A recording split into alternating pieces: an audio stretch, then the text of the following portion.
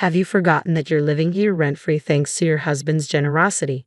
My sister-in-law's words stung as she moved in, freshly divorced and demanding to see her room. I don't need your input, just show me where I'll be staying, she retorted, bristling with newfound independence under our roof. My husband inviting her here. What a reckless decision. This self-centered duo will pay for this, I seethed, plotting my retaliation. My name is Sophia. Since marrying Sam, an engineer who can work from home, we settled in a small town near my childhood home. Country life has its challenges, but the community is kind and the surroundings are peaceful. Sam, originally from the city, seemed to embrace rural living. The locals are so warm-hearted, it warms my soul to hear Sam say that. Sam travels to New York City's headquarters once a month, visiting his family and updating them on our lives. My parents own a large estate in town where my brother, his wife, and my parents reside. They're all wonderful, down-to-earth country folk who often lend a hand with food and support, I explained. Though Sam and I hadn't started our own family yet, watching my brother's bustling household made us eager to do so. However, it seemed parenthood would have to wait a bit longer for us. While Sam and I enjoyed a peaceful life together, one point of contention was our differing views on starting a family. I'm not quite ready, Sam would say, tempering my desire for children. But for me, the urge to become a mother grew stronger each day. We married later in life, and while Sam was content to wait, I felt the pressure of time as a woman. Sam, I really want us to start a family soon, I plead, only to hear his familiar response. Work is demanding right now, let's wait a little longer. When exactly is a bit more, I pressed Sam with a hint of frustration, but his response was evasive. I'll bring it up when the time is right, just leave it be, he retorted. His demeanor towards me grew distant, possibly due to work stress. Fine, was all I managed to utter. As time passed, our relationship suffered, and a year slipped by. Then one day, Sam abruptly announced, my sister is getting divorced. I recalled that she had been married for about 2 years and lived in New York City, but Sam's casual mention left me puzzled. That's why she's moving in with us, he explained matter-of-factly. Initially bewildered, I asked, wait, what do you mean? Sam clarified, my sister is getting divorced, so she's coming to stay with us. She'll be here next week. It became clear that decisions had been made without my input. You can't just decide things like this, I protested, but Sam remained firm. She's family, practically your family too. I expected you to understand. You're being colder than I thought. His words stung as he criticized me. Why are you so defensive? It's not right to decide things unilaterally, I argued, but Sam's expression hardened in response. In the early days of our marriage, Sam wasn't as arrogant. Perhaps the leisurely countryside life and adoration from locals had changed him. I noticed the shift subtly, but confronting him directly seemed daunting. Yeah, I never anticipated his growing self-centeredness. I can't live with your sister. Please ask her to reconsider, I asserted firmly before retreating to our room. Sam's response was abrupt and forceful. Don't you dare say you can't live with my sister. I won't hear it. He seized my arm, his voice raised. Truthfully, I never cared much for his sister Emily. She hailed from the city, embodying the stereotype of a condescending urbanite. Her husband's corporate status only seemed to bolster her arrogance. Well, Sophia dear, it's been a while. How's life in your quaint countryside? We seldom crossed paths, but when we did, her disdain for my rural life was always evident. Emily always made a point of boasting about her husband. My husband is a top executive at a major corporation. You two are lucky to lead such a laid-back life in the countryside, she remarked with a sarcastic tone. Refusing to be intimidated, I replied, yes, thanks to you, we're savoring every moment. Emily, always eager to outdo others, took offense. Well, it's easy to get by with less in the countryside. Living in the city like us, it's a different story, she snapped. I wanted to retort immediately but kept my composure.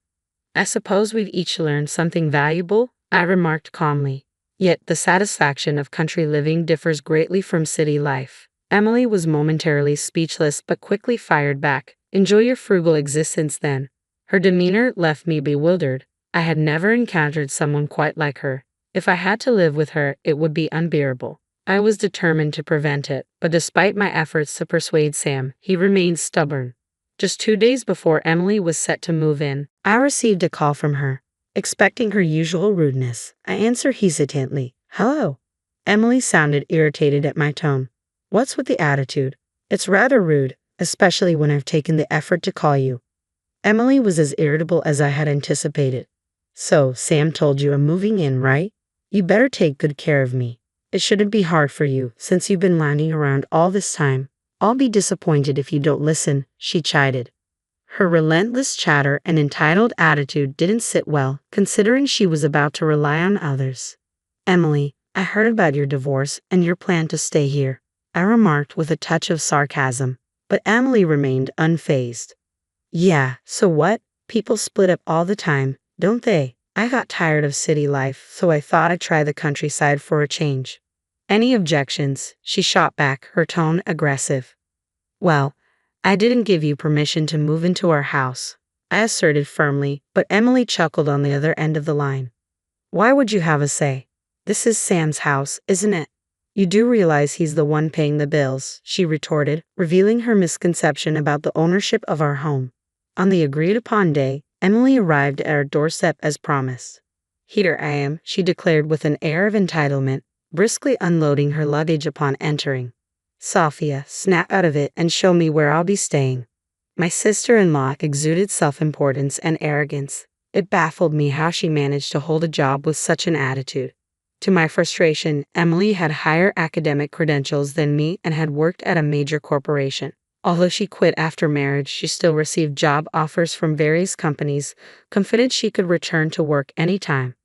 I apologize for the inconvenience, I said calmly. Let me show you to your room, Sam interjected impatiently.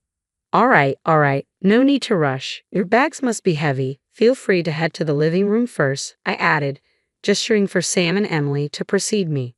After suggesting tea, Emily appeared to accept my hospitality and followed me into the room. As I served them tea, I broached the main topic. Emily, I understand it's been a long journey, but you can't stay here, I began. What do you mean, Sophia? Emily dismissed my statement. This is Sam's house, isn't it? He's the one paying the rent. Have you forgotten? Sam quickly chimed in, echoing her sentiment. Exactly. You don't have a say in this. It's my house. Despite their confidence, I knew they were unaware of a crucial detail. Actually, I inherited this house from my parents, I revealed. Their expressions shifted instantly, but Emily was quick to rebut. Oh, Sophia, you don't have to fabricate stories just because you don't want me here, she countered, clearly skeptical. I'm not fabricating anything, I responded calmly. How can I believe that you inherited this house from your parents when I'm the one who's been paying rent? I won't let you get away with such lies, Sam exclaimed, packing up with disbelief. Emily joined in, pressing me as well, but I remained composed, anticipating their reaction. Could you both just listen for a moment? I interjected, trying to calm the escalating tension. Sam, you haven't been paying rent. What you've been giving me each month is simply for living expenses, I clarified, hoping he would understand. What? That can't be right, Sam replied, struggling to comprehend my words. The truth is, Sam, you haven't been paying rent because there isn't any. My parents gifted us this house and the land it sits on, I explained patiently, expecting shock and confusion. Sam began to panic. Wait, I've been giving you $1,000 a month. Why would it cost so much to live in this remote countryside? Just because we live in the countryside doesn't mean there aren't expenses, I countered gently. We've managed to get by on that amount because we don't have to pay rent. I sighed heavily, and Sam's frustration boiled over. You should have told me earlier. There's no reason for you to deny Emily a place to stay, he argued stubbornly. It's pointless. I have to show you the documents, I said firmly. Look at this. The owner of this house is me. Did you even bother to check whose name the house is under before assuming the money you gave me each month included rent? My assertive tone left Sam speechless. But how? The documents clearly showed my name as the owner. It's time to ask your sister to leave. Emily, however, fired back immediately. What are you talking about? I don't care if you inherited this house. I'm family too, you know. I've never met someone as heartless as you. I watched Emily rattle on with a cold gaze before speaking up. When have I ever considered you family, Emily? You've always belittled me, called me a hick, and accused me of being too dependent on Sam. You've never shown an ounce of gratitude for staying here. Did you really think I'd want someone like you in my house? I let out all my pent-up frustration at her. Emily finally seemed to grasp her place. Turning to Sam, I emphasized, Sam, You do understand that this house belongs to me, right? Sam's anger flared at this revelation. This isn't fair. You should have told us this before Emily moved in. Why are you bringing this up now? You both make decisions without consulting me, so I did the same. Any issues with that? Dealing with this self-centered sibling duo required hitting them with reality. Emily appeared particularly flustered by my revelations. Sam, what are we going to do? I'll be left homeless at this rate, I exclaimed in frustration. It seems Emily hasn't left her previous residence in New York since the divorce, Sam admitted reluctantly.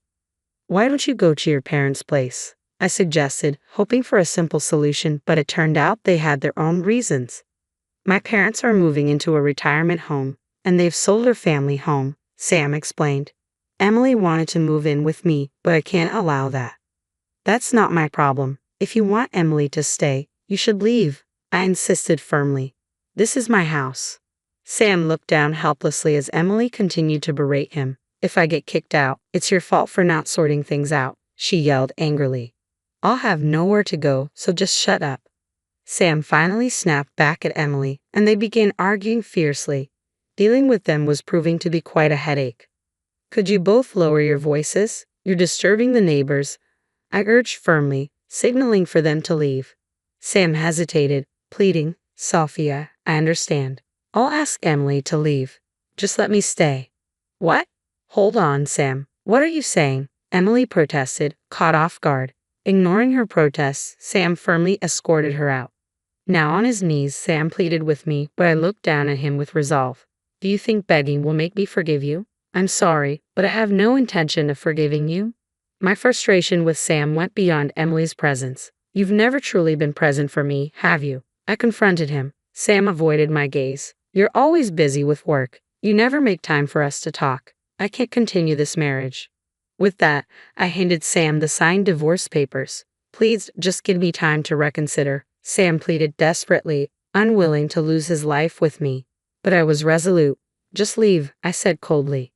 You've got to be kidding me. Just because this is your house doesn't give you the right to do whatever you want, Sam retorted, frustrated. I couldn't bear to hear Sam defend Emily staying without my consent. Please don't act like you're any better, I retorted sharply before leaving him with those words and returning to my room, leaving the divorce papers on the table. After that, Sam and I proceeded with our divorce. According to a mutual acquaintance, Sam and Emily returned to New York, facing difficulties. Well, it seems karma is catching up with them for their self-centeredness. I hope they learn from their hardships, I reflected. Meanwhile, I'm enjoying a fulfilling life here in my rural home. The worst part about betrayal is that it never comes from your enemies. I learned this lesson on a rainy Tuesday afternoon when I returned from my business trip to find my wedding dress missing and my sister's perfume lingering in my apartment. I'm Ellie, and until that moment, I thought I had everything figured out. Successful career? Check. Perfect fiancé? Check. Close relationship with my only sister? Double check. But life has a way of shattering your illusions all at once. Christine, something's wrong, I said into my phone, pacing my walk-in closet where my wedding dress should have been. The dress is gone, and Amelia's been here. I can smell her signature vanilla perfume everywhere. Ellie, sit down. Christine's voice was unnaturally steady. There's something you need to know. My stomach dropped. Christine never used that tone unless something was terribly wrong. I sank onto my bed, still in my travel clothes. Amelia and Axel got married yesterday, in your dress. The words hit me like a physical blow. I gripped my phone tighter, knuckles turning white. What? It's all over social media. I tried calling you, but my flight was delayed, I whispered. My phone was dead. The pieces started falling into place. Axel's recent distance, Amelia's excessive interest in my wedding plans, the way they both encouraged me to take this business trip despite the tight timeline before the wedding. I'm coming over, Christine declared. No, I said quickly, surprising myself with how steady my voice sounded. I need to handle this myself. After hanging up, I opened Instagram. There they were, dozens of photos of my sister in my dress, kissing my fiancé. My dress. My fiancé. My sister. The caption under Amelia's post read, When you know it's meant to be. Sorry, sis. Sometimes love can't wait. I laughed. Actually laughed. Because while they were playing their little game, they had no idea about the cards I held. My phone buzzed with a text from Bruno, my mentor. Deals sealed. You now own controlling interest in Harris Technologies. Announcement goes public next week. Congratulations. Axel's family company. The one he'd been trying to save for the past year. The one I'd just acquired through a series of shell companies and careful maneuvering. The doorbell rang. I opened it to find Layla, Amelia's best friend, standing there with an apologetic look. Ellie, I'm so sorry. I tried to stop her, but... Come in, Layla, I said calmly. Tell me everything. She settled on my couch, wringing her hands. It was planned for weeks. Amelia said you didn't deserve Axel, that you were too focused on your career. She said he came to her, that they fell in love. I listened, noting every detail, every player in this betrayal. Layla's story spilled out. How Amelia had copied my apartment key. How she'd convinced Axel that I was cheating on him with a business partner. How they'd planned their wedding to coincide with my business trip. They're having a celebration dinner tonight at LeBlanc. Layla finished. I thought you should know. After she left, I stood at my window, watching the rain. My phone buzzed again. Axel calling. I declined it, then opened my laptop to check my emails. The acquisition paperwork was there, waiting for my final signature. My finger hovered over the mouse. One click, and I'd own everything Axel's family had built over 3 generations. One click, and I could destroy them both. The rain intensified outside, matching the storm brewing inside me. Another text came through, this time from Amelia. Please don't hate me. We need to talk. I closed my eyes, remembering all the times I'd protected her, supported her, loved her. How many times had I picked up the pieces of her mistakes? How many times had I put her first? Opening my eyes, I clicked Sign on the acquisition documents. Then, I opened my closet, pulled out my best dress, not white, but blood red, and began to get ready. They wanted to play games? Fine.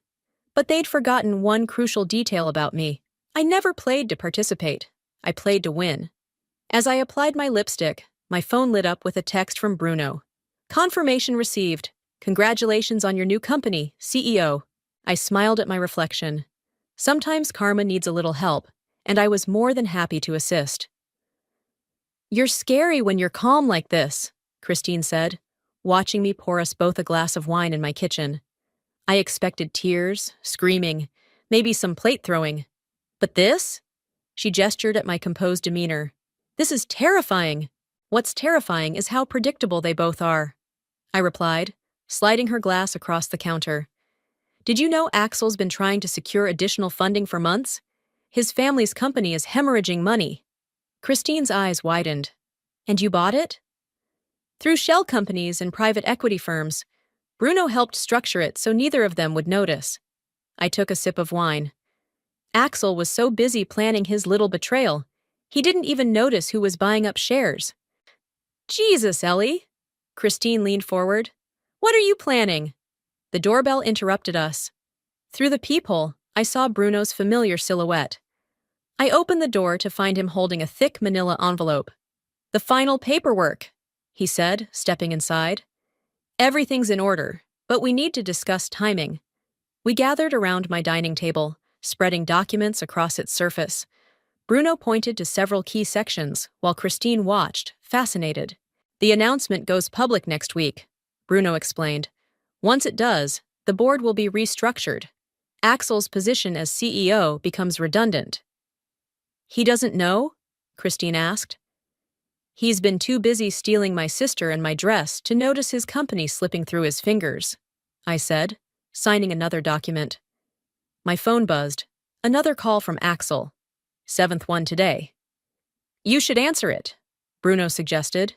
Keep him off balance. I hit accept. Hello, Axel.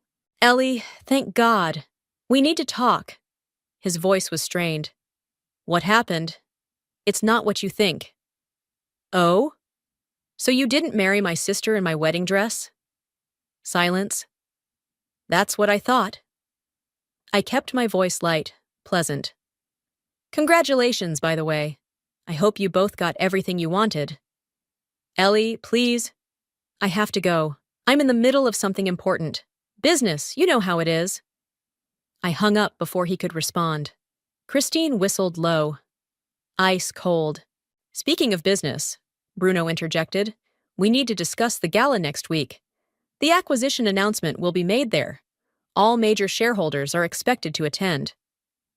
Including Axel and his family, I noted, a plan forming. Send them all invitations. Make it impossible to refuse. Ellie, Christine touched my arm. Are you sure about this? Revenge might feel good now, but this isn't just revenge, I interrupted. This is business. Axel's family company is failing because of his mismanagement. I'm saving it. And if I happen to destroy his reputation in the process, well, I shrugged. Karma! My phone buzzed again, this time with a text from Amelia. Please answer my calls. I can explain everything. Your sister's persistent, Bruno observed. She's scared, I corrected. She knows me well enough to know I don't get mad. I get even. Christine picked up one of the documents. What about the employees? The people who depend on Harris Technologies for their livelihoods? They'll be protected. I've already planned a restructuring that preserves most positions. I turned to Bruno. Speaking of which, how's the PR strategy coming along? Ready to go. We're positioning this as a rescue operation. Young, innovative CEO saves struggling company. He smiled. The press will love it. Another text from Axel. Just saw the gala invitation. We need to talk before then, please. I showed it to Bruno, who chuckled. He's starting to sweat. Good. What's your next move? Christine asked. I walked to my window, looking out at the city lights. Tomorrow, I'm going shopping for a gala dress, something unforgettable. Then I'm going to show up at their celebration dinner tonight at LeBlanc. Ellie, Christine started. Don't worry, I assured her. I won't make a scene. I'll just congratulate the happy couple. Maybe mention how excited I am about next week's business announcement. Bruno gathered the documents, sliding them back into the envelope. Remember, discretion is crucial until the announcement. Trust me, I said, checking my reflection in the mirror. I know exactly what I'm doing. As they left, Christine hugged me tightly. Just don't lose yourself in this, okay? I watched them leave, then checked my phone one last time. A new text from Amelia. Saw you're attending the gala. What are you planning? I smiled, typing back. Just supporting my sister's new family. Isn't that what sisters do? Slipping my phone into my purse, I grabbed my keys. LeBlanc was waiting, and I had a dinner to crash. Sometimes the best revenge isn't served cold. It's served with a smile and perfect timing. LeBlanc was exactly as pretentious as I remembered. All crystal chandeliers and white tablecloths. I spotted them immediately. Amelia in a designer dress that probably cost more than her monthly salary. Axel looking uncomfortable in his tailored suit. They were surrounded by friends. Champagne flowing freely. Table for one, I told the maitre d', loud enough to carry. Heads turned. Conversations stopped. Amelia's champagne glass froze halfway to her lips. Ah, Ellie! She gasped, standing up so quickly her chair scraped against the floor. What are you— Don't let me interrupt, I smiled, accepting the menu from the hovering waiter. I just came for the lamb. It's excellent here, isn't it, Axel? We used to order it every anniversary. Axel's face had lost all color. Ellie, please. Oh God, I'm so sorry. I covered my mouth in mock embarrassment. It's not anniversary anymore, is it? My mistake. Congratulations, by the way. The photos were beautiful. My dress looked lovely on you, Amelia. The silence at their table was deafening. Their friends shifted uncomfortably, some avoiding eye contact, others openly staring. You should join us, one of Axel's business associates called out, clearly trying to diffuse the tension. We're celebrating. That's so kind, I replied, settling into my table within perfect earshot of theirs. But I wouldn't want to impose. Besides, I have some work to review before next week's big announcement. Axel's head snapped up. What announcement? Oh, you'll find out soon enough. The gala invitation went out today, didn't it? I'm sure it'll be a night to remember. A waiter appeared with a bottle of champagne. Compliments of Mr. Pearson, he said, pouring me a glass. I raised it in Axel's direction. To new beginnings. Amelia stood up abruptly. We need to talk, now. She grabbed my arm, pulling me toward the ladies' room. Inside the opulent bathroom, she spun to face me. What are you doing? Having dinner, I said, checking my lipstick in the mirror. The lamb really is excellent here. Stop it! Her voice cracked. Stop acting like this doesn't hurt you. I know you, Ellie. You're planning something. I turned to face her. You're right. You do know me, so you know exactly what happens to people who betray me. It wasn't supposed to happen like this, she whispered. We fell in love. We couldn't help it. Couldn't help stealing my dress? Couldn't help waiting until I was out of town? I laughed softly. Please, Amelia, at least have the decency to be honest about your choices. The bathroom door opened. A woman walked in, took one look at us, and quickly walked back out. What's this announcement everyone's talking about? Amelia demanded. You'll find out at the gala. Bring your best smile. There will be photographers. Her face crumpled. Why are you being like this? I'm your sister. Exactly. You were my sister, which made your betrayal so much worse. A sharp knock interrupted us. Amelia? Axel's voice called. Is everything okay? I opened the door, coming face to face with him. Everything's fine. We're just having a little sister chat. By the way, how's the company doing, Axel? I heard there were some concerning quarterly reports. He paled again. How did you? I always did pay more attention to business than you gave me credit for. I patted his cheek as I passed. See you at the gala. Back at my table, my phone buzzed with a text from an unknown number. We need to talk about Axel Harris. Meet me tomorrow, 10 a.m., Capital Coffee. I was about to delete it when another text came through. I have information you'll want to hear before the gala. Ask for Cameron. Across the restaurant, I could see Axel and Amelia in heated discussion, their celebration thoroughly disrupted. Their friends were making excuses, leaving in pairs. My lamb arrived, perfectly cooked. As I ate, I noticed Layla watching me from their table, her expression a mix of fear and admiration. More champagne, miss? The waiter asked. No, thank you. But please send a bottle to my sister's table, with my congratulations. I finished my meal slowly, savoring each bite as their party disintegrated around them. As I stood to leave, I dropped a business card on their table. You might need this, I told Axel. It's my lawyer's number, for when you figure out what's coming. Outside, the night air was cool against my skin. My phone buzzed again. The unknown number. Tomorrow, 10 a.m. Don't be late. You'll want to hear this. I saved the number under Cameron and flagged down a taxi. The night had gone perfectly, but tomorrow promised to be even more interesting. After all, in business and revenge, information is everything. Capital Coffee was busy when I arrived at 9:55 a.m. A man in a charcoal suit waved from a corner table. Athletic build, sharp features. Definitely not what I was expecting. You must be Cameron, I said, sliding into the seat across from him. And you're the woman who's about to take down Axel Harris. He pushed a coffee toward me. Already ordered. Black, 2 sugars. Your usual according to the barista. Should I be concerned you know my coffee order? I make it my business to know things. He slid a folder across the table. Like how Axel's been embezzling from his family's company for the past year. I opened the folder, scanning documents filled with transaction records and bank statements. How did you get these? I'm the external auditor hired by the board last month. Found some concerning patterns. Cameron leaned forward. But here's what's interesting. The money isn't in his accounts. It's in your sister's. My coffee cup froze halfway to my lips. What? Axel's been funneling company funds into accounts under Amelia's name. She probably doesn't even know they exist. He tapped the documents. Your acquisition isn't just going to expose his mismanagement, it's going to uncover fraud. Why are you showing me this? Because Axel did the same thing to my sister 3 years ago. Different company, same scheme. She lost everything when it came crashing down. His jaw tightened. He's got a pattern. My phone buzzed. Amelia calling again.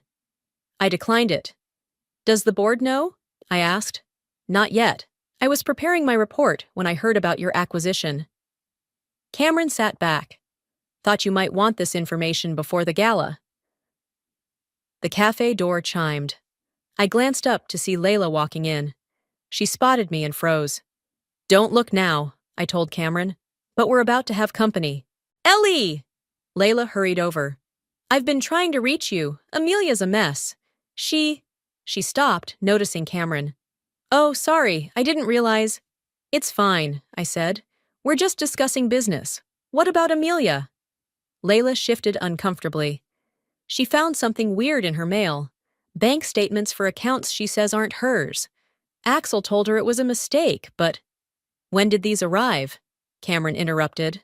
Yesterday, after the dinner at LeBlanc. Layla looked between us. What's going on? I gathered the documents, sliding them into my bag. Tell Amelia to keep those statements somewhere safe, and tell her not to sign anything Axel gives her. Ellie, you're scaring me. Good, you should be scared.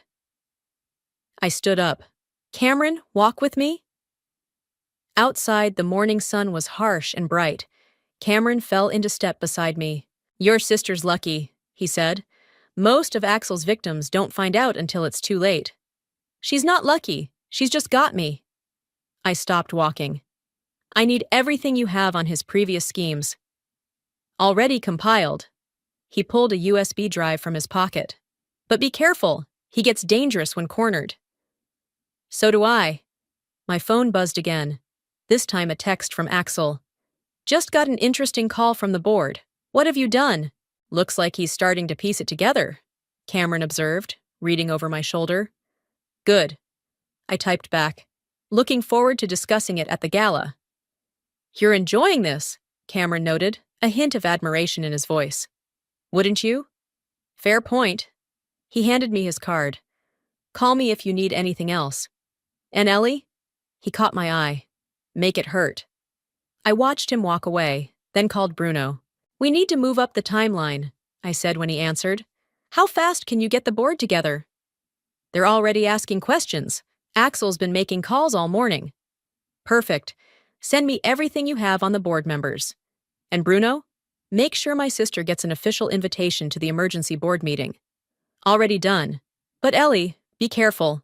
Cornered rats bite. I ended the call and opened my rideshare app. Another text came through, this time from Amelia. Found more statements. We need to talk, please. Finally, I thought. The pieces were falling into place. Where to? The driver asked as I slid into the back seat. Law offices of Riley and Associates, I replied, thinking of Christine. Time to prepare for war. The USB drive felt heavy in my pocket. Ammunition I hadn't expected, but desperately needed. Sometimes karma needs a little help, and sometimes it sends exactly the right ally at exactly the right time. The emergency board meeting was set for 3 p.m., but I arrived early to watch them file in. Axel's father, looking grave. His uncle, checking his phone nervously. Board members I'd researched extensively over the past months, all wearing expressions of concern. Amelia arrived last, clutching her purse like a shield. She'd been crying.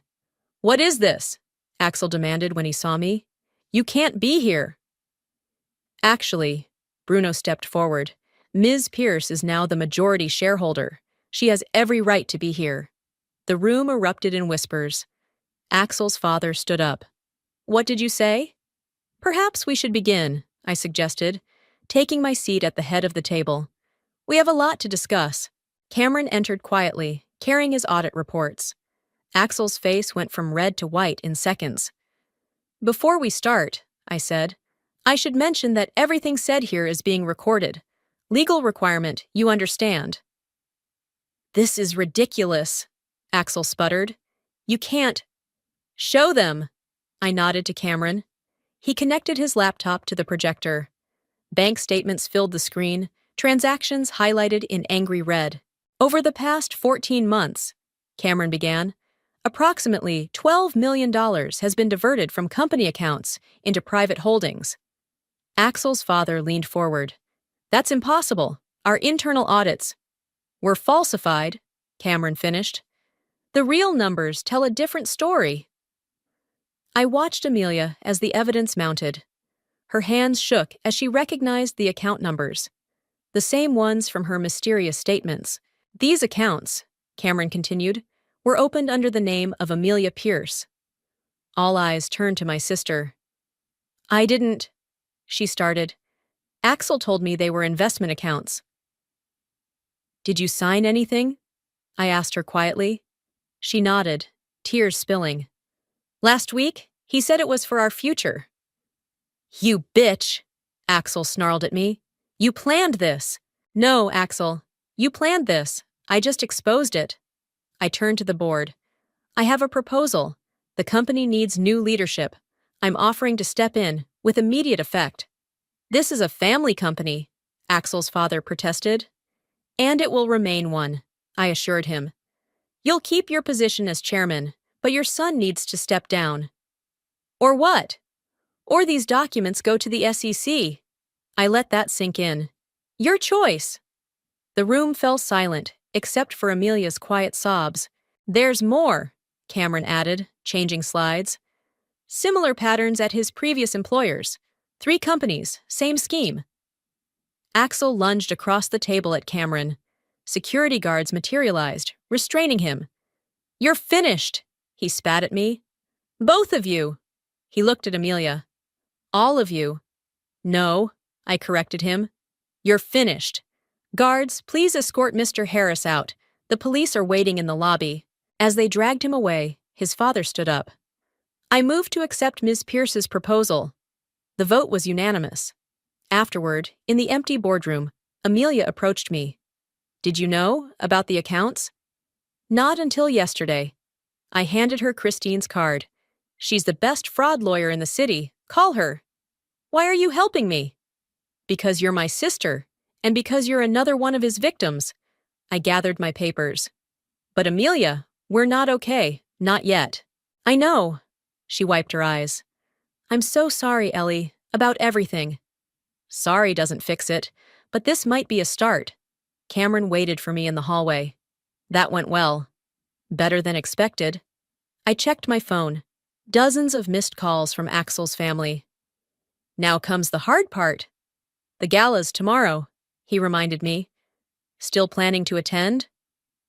Wouldn't miss it, I smiled. Want to be my date? He raised an eyebrow. Mixing business with pleasure? Maybe I just want someone trustworthy by my side for once. In that case, he offered his arm, let's get coffee and you can tell me what you're really planning for tomorrow night. As we walked out, I saw Axel being led into a police car. Karma, with a little help from careful planning and unexpected allies. My phone buzzed. Christine. Just met with Amelia. You're not going to believe what she told me. Save it for tomorrow, I texted back. The gala should be interesting. Looking up at Cameron, I felt something I hadn't experienced in weeks. Hope. Maybe revenge wasn't just about destruction. Maybe it could also be about rebuilding something better from the ashes. So, Cameron said as we reached the coffee shop, about tomorrow night? The gala would be my coronation as CEO, but somehow I had a feeling it would be about much more than just business. The gala ballroom sparkled with crystal and champagne, but all eyes were on me as I descended the grand staircase in a midnight blue gown. Cameron waited at the bottom, looking sharp in his tuxedo. Ready to make history? He whispered, taking my arm. Born ready! Cameras flashed as we made our entrance. The business world's elite mingled with local celebrities, all here to witness the announcement. Axel's father stood with the board members, his expression unreadable. Ellie! Christine waved us over. You need to hear what Amelia told me. Later, I promised. First, we have a show to put on. Bruno appeared with champagne. Everything's set. The press is eager for the announcement. Where's Amelia? I asked. Here. My sister emerged from the crowd in a simple black dress, looking smaller than I'd ever seen her. The police interviewed me all morning. They're investigating all of Axel's past ventures. Good. I handed her a glass. Stay close. You'll want to hear this. The room hushed as Bruno took the stage. Ladies and gentlemen, thank you for joining us tonight. We have an important announcement regarding the future of Harris Technologies. I felt Amelia tense beside me. Please welcome our new CEO, Ms. Ellie Pierce. The applause was deafening as I took the stage. Camera flashes intensified. Thank you, I began. Harris Technologies has been a cornerstone of innovation for 3 generations. Tonight marks not just a change in leadership, but a new chapter in corporate responsibility. I caught Axel's father's eye. He nodded slightly. As my first act as CEO, I'm announcing a full audit of all company finances. Transparency will be our new foundation. Additionally, I paused for effect, we're establishing a victims' compensation fund for those affected by previous management's fraudulent activities. Murmurs rippled through the crowd. Amelia gasped.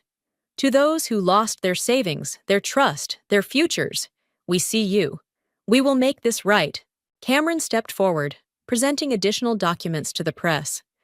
The story would break tomorrow.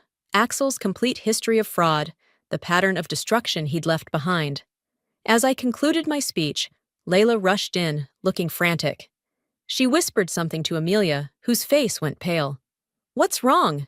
I asked, stepping down from the stage. Axel made bail. Amelia's voice shook. He's here! On cue, the ballroom doors burst open. Axel stormed in, disheveled and wild-eyed. You think you've won? He shouted. You think this is over? Security moved toward him, but he pulled out an envelope. I have proof. She orchestrated everything. She trapped me. Cameron stepped between us. Leave now, Axel, while you still can. No. He threw the envelope at me, papers scattered across the floor. Read it. Tell them how you planned this for months. I picked up one of the papers, smiling. You mean these? The records of your offshore accounts? The ones you thought were so well hidden? His face fell. Or maybe you mean these emails? I held up another page. The ones showing you planned to frame my sister for your embezzlement? How did you— I learned from the best, didn't I? You taught me to always be 3 steps ahead. I turned to the shocked crowd. Ladies and gentlemen, Exhibit A in why you shouldn't underestimate the woman you're planning to betray. Security finally reached him, but Axel had one last card to play. Amelia, tell them! Tell them how we planned it together. All eyes turned to my sister. She stepped forward, Christine at her side. No, Axel, you planned it. You used me, just like you used everyone else. She pulled out a recording device. And I have proof. The color drained from his face as his own voice filled the room, detailing his schemes, his manipulations, his plans to frame Amelia if things went wrong. Take him out, I ordered security. The police are waiting. Again. As they dragged him away, Amelia turned to me. I recorded everything after I found those bank statements. Christine helped me understand what he was really doing. Good girl, I said softly. Maybe you're learning too. The press swarmed us, questions flying. Bruno stepped in, handling the media with practiced ease, while Cameron led me to a quiet corner. That was quite a show, he said. The night's not over yet. I checked my phone. The story's already breaking online. By morning, everyone will know exactly who Axel really is. And who you are, Cameron added. The brilliant CEO who exposed corporate fraud and protected investors. Not bad for a woman who was left at the altar, right?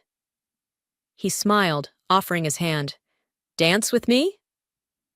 As we swayed to the music, I caught Amelia's eye across the room. She mouthed, "Thank you," before disappearing into the crowd with Christine. Sometimes revenge isn't about destroying someone. Sometimes it's about building something stronger from the wreckage they left behind. The morning after the gala, I found Amelia waiting in my office, clutching a familiar white garment bag. Your wedding dress, she said quietly. I had it cleaned. I took the bag, laying it across my desk. Bit late for that, don't you think? I know. She twisted her hands together. The police called again this morning. They found more victims. So many, Ellie. How did I not see it? Because you saw what you wanted to see. I sat down behind my desk. Just like I did at first. A knock interrupted us. Cameron entered with coffee and files. Sorry, didn't realize you had company. Stay, I said. We need to discuss the victims' fund anyway. Amelia stood to leave, but I stopped her. You should hear this too. You're one of his victims now. Am I? Her voice cracked. Or am I just another perpetrator? Sit down, Amelia. I opened one of Cameron's files. Let's talk about how we fix this. Cameron spread documents across my desk. We've identified 23 victims across 4 companies. Total losses around 20 million. I'll cover it, I said. All of it. Ellie, no, Amelia protested. You can't. I can and I will. I signed the authorization. Consider it penance for not seeing through him sooner. My phone buzzed. Christine calling. I put her on speaker. Turn on the news, she said without preamble. Now. I clicked on the wall-mounted TV. Axel's face filled the screen, but not from the gala. This was security footage from years ago, showing him with another woman, young, vulnerable, familiar. That's Sarah, Cameron said quietly. My sister. We watched in silence as the story unfolded. Axel's pattern of seducing women, using them for financial gain, leaving them to take the fall. The reporter called it a systematic campaign of fraud and emotional manipulation. They interviewed Sarah this morning, Cameron added. She's been building this case for years. Amelia sank deeper into her chair. I feel sick. Good, I said. That means you're finally seeing clearly. Another knock, Bruno this time, with more files. Board's waiting in the conference room. They want to discuss damage control. No, I said firmly. No damage control. We face this head-on. Full transparency. The stock will take a hit, he warned. Let it. We'll rebuild stronger. I gathered my papers. Cameron, bring Sarah in this afternoon. I want her involved in structuring the victims' fund. What about me? Amelia asked softly. I looked at my sister, really looked at her. Behind the designer clothes and perfect makeup, I saw something new. Remorse. Start by telling the truth, I said. To yourself, to the police, to everyone. Then we'll talk about forgiveness. She nodded, tears spilling. I never meant. I know. I surprised myself by reaching for her hand. But you did it anyway. Cameron cleared his throat. The board's waiting. Go, Amelia said, wiping her eyes. I'll talk to the police again. Tell them everything. As she left, Cameron touched my arm. You're being kinder than she deserves. Maybe. I picked up my wedding dress. Or maybe I'm just tired of letting Axel destroy everything he touches. The board meeting was brutal, but necessary. We laid out every detail of Axel's fraud, every victim, every dollar. His father sat silent throughout, aging years before our eyes. Afterward, Cameron found me on the office balcony. Sarah wants to meet you, he said. She says you're her hero. I laughed. Funny, I don't feel very heroic. No? He leaned against the railing. You exposed a serial fraudster, protected his victims, and somehow managed to save your sister in the process. She hasn't been saved yet. But you're giving her the chance. He turned to face me. That's more than most would do. My phone buzzed. Another news alert. Axel's bail had been revoked. New charges filed. Karma's finally catching up, Cameron noted. With a little help, I added. Speaking of help. He shifted nervously. Would you like to have dinner with me? Not for business this time. I looked at him. Really looked. At his kind eyes, his steady presence, his unwavering support through this chaos. Yes, I said. I'd like that. Below us, the city sprawled out, oblivious to the drama in our corporate tower. Somewhere out there, Axel was facing consequences, Amelia was finding her truth, and victims were finally seeing justice. What now? Cameron asked. Now? I smiled. Now we rebuild, together. The wedding dress still lay across my desk, a reminder of what I'd lost and what I'd gained. Sometimes the best revenge isn't about getting even, it's about getting better. The courtroom fell silent as the judge prepared to deliver Axel's sentence. I sat between Cameron and Christine, watching my former fiancé in his prison jumpsuit. He looked small now, nothing like the man who'd once seemed larger than life. The defendant has shown a pattern of deliberate fraud and manipulation, the judge began. The impact on his victims has been devastating. Amelia squeezed my hand from the row behind us. She'd testified yesterday, laying bare every detail of Axel's manipulation. Her testimony had been the final nail in his coffin. Taking into account the severity and repeated nature of these crimes, the judge continued, this court sentences the defendant to 15 years in federal prison. The gallery erupted in whispers. Sarah, sitting with other victims, burst into tears. Additionally, the defendant is ordered to make full restitution to all victims. Axel stood, handcuffed. Your Honor, please. Remove the defendant, the judge ordered. As guards led him away, Axel caught my eye.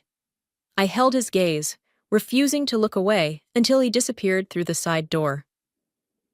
Outside the courthouse, reporters swarmed us. Bruno stepped forward, handling the press while Cameron guided me through the crowd. Ms. Pierce, a reporter called out. How does it feel to see justice served? I stopped, turning to face the cameras. This isn't about justice for me. It's about protection, protecting past victims, future victims, and everyone who trusted him. That's what leadership means. In the parking lot, Amelia waited by my car. Did you mean what you said in there, about protection? Yes. I unlocked the doors. Get in, we need to talk. We drove to our childhood park, where we used to share secrets and dreams. The swings were empty, waiting. Remember when we used to compete to swing higher? Amelia asked as we sat down. You always won. No, she smiled sadly. I just made more noise about it. You always flew higher. Cameron had offered to come, but this moment needed to be just us. Sisters, trying to find their way back. I sold my apartment, Amelia said suddenly. Used the money to start a support group for fraud victims. Sarah's helping me run it. I know. Christine told me. I'm not asking for forgiveness, she continued. I just want you to know I'm trying to be better. A family walked past. 2 little girls holding hands, their parents following behind. We watched them in silence. I kept your wedding dress, I finally said. Why? To remind me that sometimes the worst moments lead us to the best decisions. I dug in my purse, pulling out an envelope. Which is why I want you to have this. She opened it, reading quickly. A job offer? Head of our new victim advocacy department. You've got the experience now, both sides of it. Use it. Ellie. She wiped her eyes. Why are you doing this? Because you're my sister, and because everyone deserves a chance to rebuild. My phone buzzed. Cameron sending a photo from our dinner last night. We were both laughing, caught in a moment of pure joy. He's good for you, Amelia observed. Better than Axel ever was. He sees me, really sees me. I stood up. Just like I finally see you. And what do you see? Someone who got lost but found her way back. Someone who's trying. I offered my hand. Someone who might be ready to be my sister again. She took my hand, standing. I don't deserve you. No, you didn't. But maybe you can earn it now. Walking back to the car, we passed a bridal shop. In the window, a wedding dress, not unlike mine, caught the sunlight. You should wear blue, Amelia said suddenly, when you marry Cameron. Getting ahead of yourself there. Maybe, but I've seen how he looks at you, how you look at him. My phone buzzed again, Bruno this time. The company stock had rebounded, stronger than ever. Trust, it seemed, was good for business. Ready to go back to work? I asked Amelia. Ready to start over, she corrected. As we drove back to the office, I thought about karma and consequences, about betrayal and forgiveness, about how sometimes the best revenge isn't revenge at all. It's rising above it, bringing others up with you. Cameron waited in the lobby, holding coffee and possibility. Beside me, Amelia straightened her shoulders, ready to face her new beginning. "Welcome to Harris Technologies," I told her. "Try not to steal anything this time." She laughed, a real laugh, like when we were kids. "No promises, but I'll try to earn it instead." Sometimes that's all we can do. Try to be better than we were yesterday. And sometimes that's enough.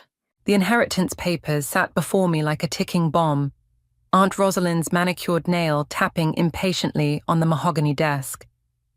The grandfather clock in her study struck midnight, its chimes echoing through the hollow mansion that had become my prison since my parents' accident 3 months ago.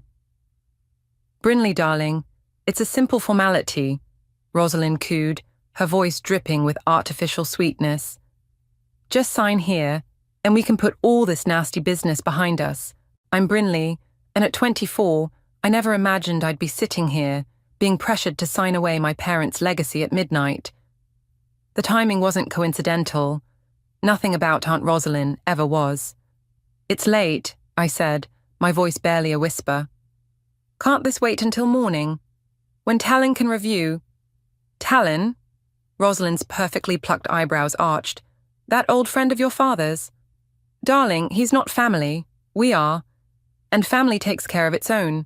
The way she emphasized "takes care" sent chills down my spine. Through the study's window, lightning illuminated the gardens where Mom used to tend her roses. Now they were withering, just like everything else she'd loved. "I just don't understand the rush," I pressed, fighting to keep my voice steady. "Dad always said important decisions shouldn't be made after dark." Rosalind's smile tightened. "Your father, God rest his soul, isn't here anymore. I am, and I'm trying to protect you, to protect all of us." A knock at the door made us both jump. Valeria, my cousin, poked her head in. "Mom, the caterers called about tomorrow's gala." "Not now," Rosalind snapped, then immediately softened. "Sorry, sweetie. Mummy's handling important business with Brinley." Valeria's eyes met mine, a flash of concern crossing her features before she retreated. We'd grown up together, but lately, something felt off about our relationship. Maybe it was the way Rosalind kept parading her around at social events, showing off her successful daughter while I was relegated to the shadows. "Look," Rosalind said, pulling out another document. "I've already arranged everything. The house will be sold, and the proceeds will be managed through my investment firm. You'll receive a monthly allowance." "Allowance?" I stood up so quickly my chair scraped against the hardwood floor. "I'm not a child, Aunt Rosalind. This is my inheritance, which you clearly aren't ready to manage." Her mask slipped for a moment, revealing something ugly underneath. "You're emotional, vulnerable, just like your mother always was." The mention of Mom sparked something in me. I remembered her last words to me. "Trust your instincts, Butterfly. They'll never lead you wrong." "I need time," I said firmly, gathering my courage. "And I want Talent to review these papers." Rosalind's face darkened. "You ungrateful little—" She caught herself, smoothing her designer blouse. "Fine, take them. But remember who's been housing you, feeding you, protecting you from the vultures who'd take advantage of a naive girl like yourself." I grabbed the papers and hurried out, my heart pounding. In the hallway, Valeria was waiting. "Bryn, are you okay?" she whispered, glancing nervously at the study door. "I'm fine," I lied, clutching the documents to my chest. "Just tired." "Mom's been acting strange lately," Valeria confided. "Ever since, you know, the accident." The accident. The rainy night when my parents' car went off the bridge. The night that brought me here, under Rosalind's protective wing. "Yeah," I managed. "Strange." Back in my room, I spread the papers across my bed. Legal jargon swam before my eyes, but certain phrases jumped out. Transfer of assets, relinquishment of rights, immediate effect. My phone buzzed, a text from an unknown number. "Don't sign anything. Meet me tomorrow, 10 a.m., Carter's Cafe. Talon. I deleted the message immediately, remembering Dad's warnings about being careful with sensitive information. Somewhere in this mansion, in this web of manipulation and deceit, there had to be answers. And I was going to find them. Lightning flashed again, illuminating the family photo on my nightstand, Mom, Dad, and me at the beach last summer. Their smiles seemed to hold secrets now, warnings I'd been too blind to see.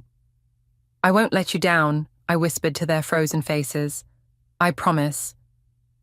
A distant roll of thunder answered, and somewhere in the mansion, I heard Rosalind's heels clicking on hardwood, plotting her next move. But for the first time since my parents' death, I felt something other than grief. I felt ready to fight back.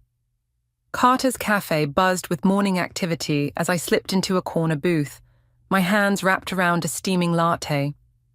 The familiar scent of coffee and pastries transported me back to Sunday mornings with Dad, poring over legal briefs while he explained the intricacies of contract law. Your father always said you had a sharp mind for details. A deep voice startled me from my memories. Talon stood there, his silver hair and kind eyes exactly as I remembered from my childhood. It's been a while, I said, gesturing for him to sit. He placed his briefcase on the table, glancing around before speaking. I came as soon as I heard about Rosalind's midnight paperwork party. You didn't sign anything, did you? No, but she's persistent. Talon pulled out a folder, his expression grim. Your father knew something like this might happen. That's why he made me promise to watch over you if anything happened to him and Iris. My throat tightened at the mention of my parents. What do you mean, knew this might happen? 3 weeks before the accident, your father came to my office. He was worried about discrepancies he'd found in Rosalind's investment firm's records. Clients' money vanishing, properties being transferred under suspicious circumstances. The waitress approached and we fell silent until she left with our orders. Dad never mentioned any of this, I said, leaning forward. He was building a case. Quietly. Talon opened the folder, sliding several documents across the table. These are copies of what he found. Bank statements, property deeds, client complaints that mysteriously disappeared. My hands trembled as I examined the papers. Some of these properties, they're listed in the documents Rosalind wanted me to sign. Exactly. She's trying to cover her tracks, using your inheritance as a smokescreen. Talon's voice hardened. Your father was close to exposing everything when they had their accident, I finished, my coffee turning bitter in my mouth. The implications hit me like a physical blow. Are you suggesting... Talon held up his hand. I'm not suggesting anything. But the timing is... concerning. A familiar click of heels made us both freeze. Through the cafe's window, I spotted Valeria walking past, phone pressed to her ear. We need to be careful, Talon warned, quickly gathering the documents. Rosalind has eyes everywhere. What about Valeria? I asked. She seems different from her mother. Trust no one completely right now, but keep watching. Sometimes allies come from unexpected places. He handed me a small USB drive. Everything's here. Copies of your father's findings, plus what I've gathered since. Keep it safe. What do I do now? Act normal. Let Rosalind think she's winning. There's a family reunion next week, right? I nodded. Perfect. Keep your eyes open, but don't let on what you know. And Brinley? His expression softened. Your parents would be proud of you. Standing up to Rosalind took courage. As Talon left, I sat there, memories flooding back. Dad in his study, teaching me to read between the lines of contracts. Mom always saying, the truth has a way of rising to the surface like cream in coffee. My phone buzzed. A text from Rosalind. Dinner tonight, 7 p.m. sharp. We need to discuss your future. Another message followed. Wear something nice. The Winters are joining us. Their son's been asking about you. Classic Rosalind. Already plotting her next move. Trying to marry me off to some rich family's son, probably to strengthen her social connections. I grabbed my purse, the USB drive feeling like a burning coal inside. As I stepped out into the morning sun, a memory surfaced, Dad's voice clear as day. Remember, Butterfly, in the legal world, timing is everything. Wait for the right moment, then strike. The right moment. I looked up at the towering building that housed Rosalind's investment firm, its glass windows gleaming like a fortress of secrets. Somewhere in there were answers about my parents' death, about the missing money, about everything. My phone buzzed again. Valeria. Can we talk? Alone? Something's not right with Mom. I stared at the message, remembering Talon's words about unexpected allies. After a moment, I replied, Coffee tomorrow? Just us? The response came instantly. Yes, please. As I walked home, pieces started falling into place in my mind. The midnight papers, the missing money, the convenient accident. Rosalind had underestimated me, seeing only her dead sister's naive daughter. But I was also my father's daughter. And like him, I knew how to build a case. Game on, Aunt Rosalind. The annual family reunion transformed Rosalind's mansion into a buzzing hive of expensive perfumes and fake laughter. I stood in the corner of the grand ballroom, watching her work the crowd like a master conductor, Valeria trailing in her wake. And of course, we're so blessed to have Valeria following in my footsteps, Rosalind announced to a cluster of relatives. The youngest executive vice president in our firm's history. I sipped my champagne, noting how Valeria's smile didn't reach her eyes. Our coffee meeting yesterday had been enlightening, to say the least. Did you know? Aunt Margaret sidled up to me, her voice dropping to a conspiratorial whisper. About the Winters boy. I hear Rosalind's arranging. Brinley, darling. Rosalind's voice cut through the chatter. Come here, sweetheart. Everyone's been asking about you. I plastered on my best smile and approached the group. Rosalind's arm snaked around my shoulders, her grip just tight enough to be threatening. Poor dear, she cooed to the assembled relatives. She's been so lost since Iris and James passed. Thank goodness she has family to lean on. How generous of you to take her in, someone murmured. Family first, always, Rosalind beamed. In fact, we're finalizing some paperwork to ensure Brinley's future is secure. Aren't we, dear? Before I could respond, Valeria spoke up. Mum, can I talk to you? About the Morrison account? Not now, sweetie. It's urgent, Valeria insisted, catching my eye briefly. The numbers aren't adding up. Rosalind's perfectly maintained facade cracked for a split second. Excuse us, she said, steering Valeria away. I followed discreetly, positioning myself behind a massive floral arrangement near Rosalind's study door, which stood slightly ajar. What do you mean, numbers aren't adding up? Rosalind's voice had lost all its sweetness. The offshore accounts, Valeria said. The ones you said were for tax purposes? There's millions missing. You've been poking around in confidential files. I'm VP now, remember? I have access to everything. A sharp slap echoed through the crack in the door. My hand flew to my mouth. Listen carefully, Rosalind hissed. You will not mention this again, to anyone, understood? Mom, what have you done? What I had to do, to give you the life you deserve. And now that naive little Brinley's inheritance will secure our position.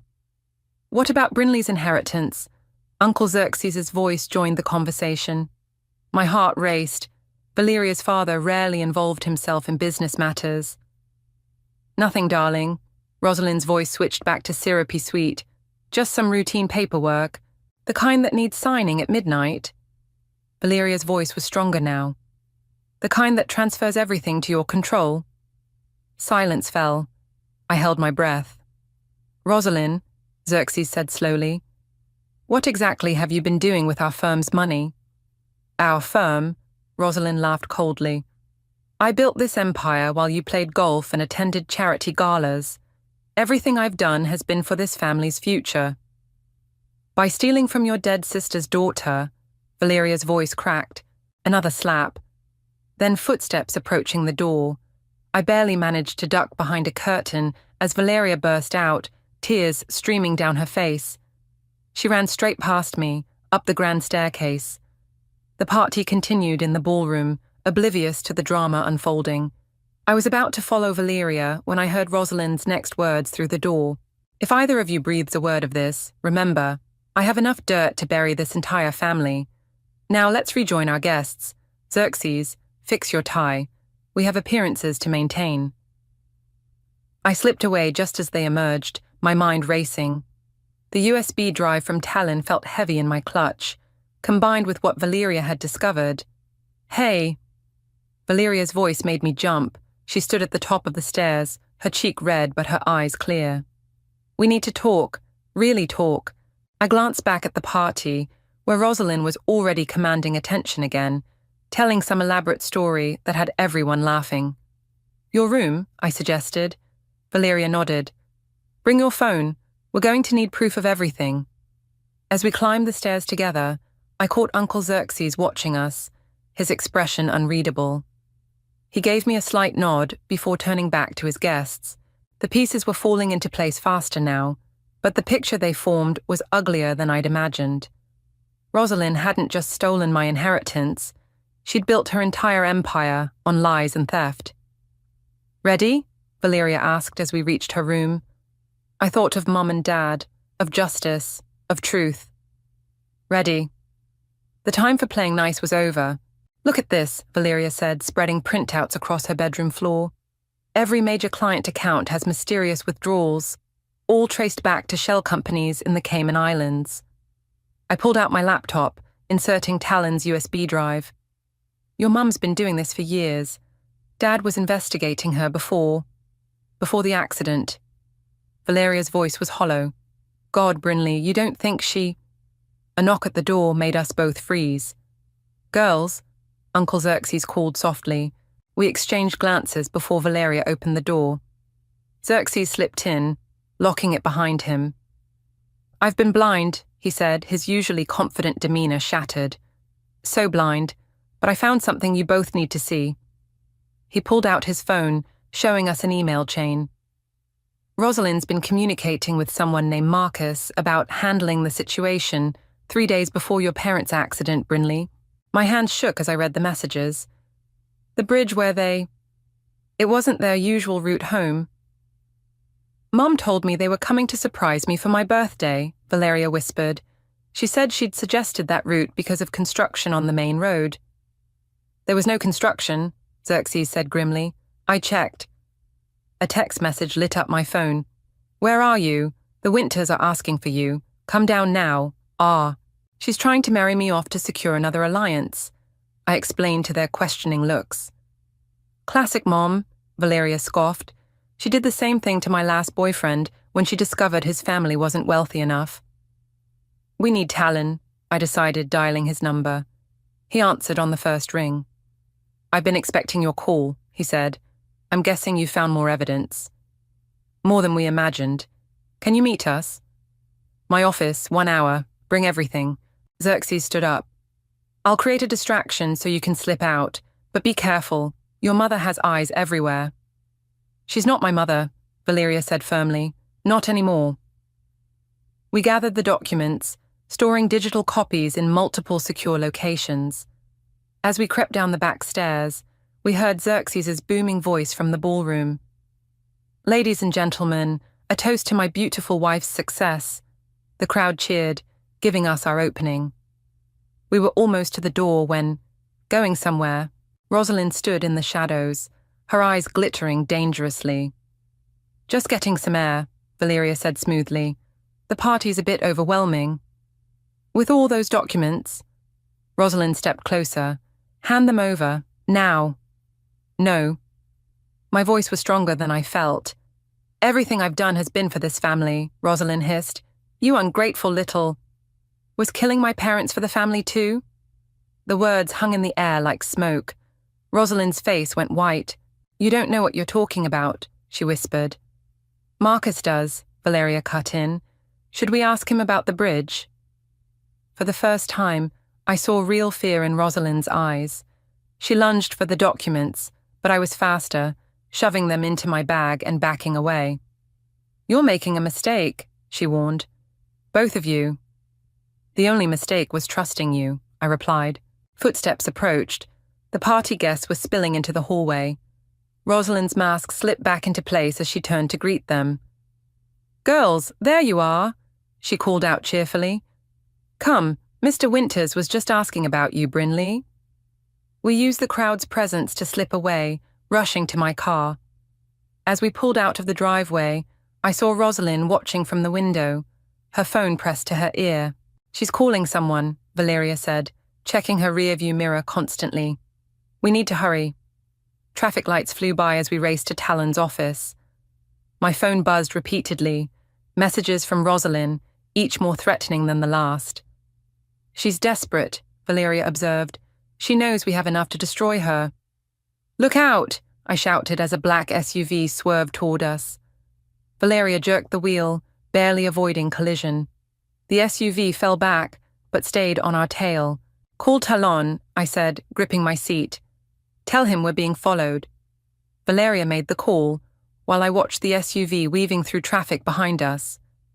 "He says to go straight to the police station instead. He'll meet us there with a detective he trusts." I thought of the USB drive, the documents, the emails about Marcus, about Mum and Dad's accident that was no accident at all. "Okay," I agreed. "It's time everyone knows the truth about Rosalind." The SUV was still following as we changed course for the police station. My phone buzzed one final time. A message from Xerxes. "Be safe.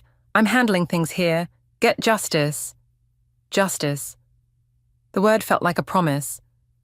The fluorescent lights of the police station buzzed overhead as Detective Rivera studied the evidence spread across her desk. Talon stood beside me, while Valeria paced nervously. "This is extensive," Rivera said, examining the USB drive's contents on her computer.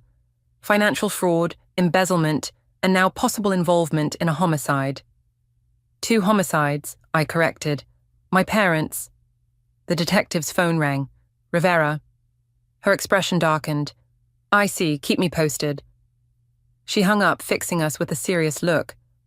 "That SUV that followed you, found abandoned 3 blocks from here, registered to a Marcus Thompson." "Marcus?" Valeria stopped pacing. "The same Marcus from the emails?" "Former police officer turned private investigator," Rivera explained. "Known for handling delicate matters for wealthy clients." My phone lit up. Xerxes calling. I put it on speaker. "Rosalind's gone ballistic," he reported. "She's in her study, shredding documents. I managed to photograph some before she started, sending them now." "Forward them directly to me," Rivera instructed, rattling off her email. A commotion outside the office drew our attention. Through the glass walls, we saw Rosalind striding toward us, flanked by 2 men in expensive suits.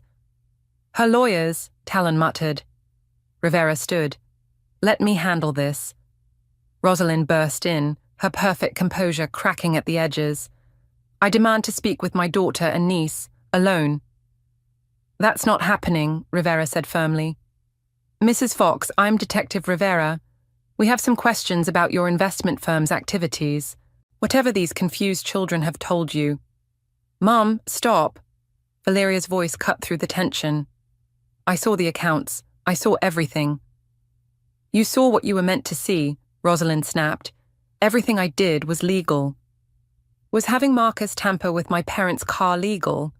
I stepped forward, anger burning through my fear. "Was stealing my inheritance legal?" The lawyers exchanged worried glances. "Mrs. Fox," one began, "perhaps we should—" "Shut up." Rosalind's composure shattered completely. "You ungrateful little brats. I gave you everything. Status, opportunities, a future. You gave us lies," Valeria shot back. "You built your empire on fraud and murder." "Murder?" Rosalind laughed hysterically. "Prove it. Prove any of it." "Already done," Rivera interrupted, turning her computer screen. "Mr. Thompson is being very cooperative. Seems he doesn't fancy taking the fall alone." The color drained from Rosalind's face. "Marcus wouldn't—" "He already has," Rivera said. "We picked him up 20 minutes ago. Want to hear his statement?" One of the lawyers touched Rosalind's arm. "Don't say another word." But Rosalind was unraveling. "They were going to ruin everything," she shrieked, pointing at me. "Your father and his self-righteous investigation. They had to be stopped. The room fell silent. Even the lawyers stepped back. Mrs. Fox, Rivera said quietly, you have the right to remain silent. You think this ends here? Rosalind's eyes were wild as officers approached with handcuffs. I still have friends, powerful friends. Not anymore, Xerxes appeared in the doorway. The board has voted. You're out, Rosalind. The SEC has been notified. You, she whispered. You betrayed me too. You betrayed yourself, he replied sadly. And our daughter, and Brinley, and this entire family. As the officers led Rosalind away, her threats echoing down the hallway, I felt a weight lift from my shoulders. Valeria collapsed into a chair, tears streaming down her face. What happens now? She asked nobody in particular. Now, Talon said, placing a hand on my shoulder, we start setting things right. The firm, the accounts, Brinley's inheritance, everything. Rivera nodded. We'll need statements from all of you. This case will take time to untangle completely. I want to help. Valeria stood up, wiping her eyes. I know where Mom hid everything, every account, every shell company. I'll handle the legal reconstruction, Talon added, just like your father would have wanted, Brinley. My phone buzzed one last time. A text from an unknown number. You'll regret this. R. I deleted it without a second thought. Detective, I said, there's something else you should know about the night of my parents' accident. As I began to speak, I felt Mom and Dad's presence stronger than ever. Finally, after all this time, the truth was coming to light. Xerxes wrapped an arm around Valeria, who was still shaking. We'll get through this, he promised. As a real family this time. Outside the police station, dawn was breaking. A new day, a new beginning, and finally, justice was within reach. 2 weeks after Rosalind's arrest, the mansion buzzed with a different kind of energy. The annual shareholders' meeting had been transformed into a reckoning. Everyone's here, Valeria reported, peeking through the study door. Board members, major investors, even the press. I straightened my blazer, Mom's blazer, the one she wore to important meetings. Ready? Born ready, she smiled grimly. Dad's keeping them occupied with drinks. Talon's got the presentation set up. We walked into the grand hall together, heads held high. Faces turned toward us, some curious, some hostile, some afraid. These people had trusted Rosalind with their money, their futures. Ladies and gentlemen, Talon's voice commanded attention from the podium. Please welcome Brinley, rightful heir to the firm, and Valeria, our acting CEO. Whispers rippled through the crowd as we took our places. A screen lowered behind us, ready for the presentation that would change everything. Before we begin, I said, my voice steady, I want to thank you all for coming. What you're about to learn isn't easy, but you deserve the truth. The lights dimmed. The first slide appeared, a photograph of my parents. 3 months ago, my parents died in what appeared to be a tragic accident. Today, we know different. Gasps filled the room as Marcus Thompson's signed confession appeared on screen. The truth is, Valeria continued, this firm has been built on fraud, manipulation, and... She took a deep breath. Murder. The next hour passed in a blur of revelations. Bank statements, offshore accounts, email trails. With each new piece of evidence, the audience's shock grew. My God, someone muttered. Our retirement funds. Every cent will be accounted for, I assured them. We've already begun the process of recovering. The doors burst open. Rosalind, out on bail, strode in. Her designer outfit couldn't hide her desperation. This is illegal, she shouted, a hostile takeover by children. Security, Xerxes called, but Rosalind was already at the podium. You think you know everything, she sneered. Tell them, Brinley. Tell them how your parents really died. Tell them about the brake lines. The room fell silent. I stepped forward, my heart pounding, but my voice clear. Yes, let's talk about the brake lines, Aunt Rosalind. Let's talk about how Marcus Thompson sabotaged them on your orders. Let's talk about how you directed my parents to take that specific route home. Lies, she screamed, but her eyes darted nervously. We have the proof, Valeria said, clicking to the next slide. Security footage appeared, showing Rosalind meeting Marcus in a parking garage 3 days before the accident. That proves nothing. Rosalind turned to the crowd. Everything I did was for this company, for our future. Mrs. Fox, a board member stood up, are you confessing to embezzlement? I'm confessing to having vision, she spat, to building something great while the rest of you. That's enough. Detective Rivera emerged from the back of the room. Mrs. Fox, you're in violation of your bail conditions by being here. 2 officers approached, but Rosalind wasn't finished.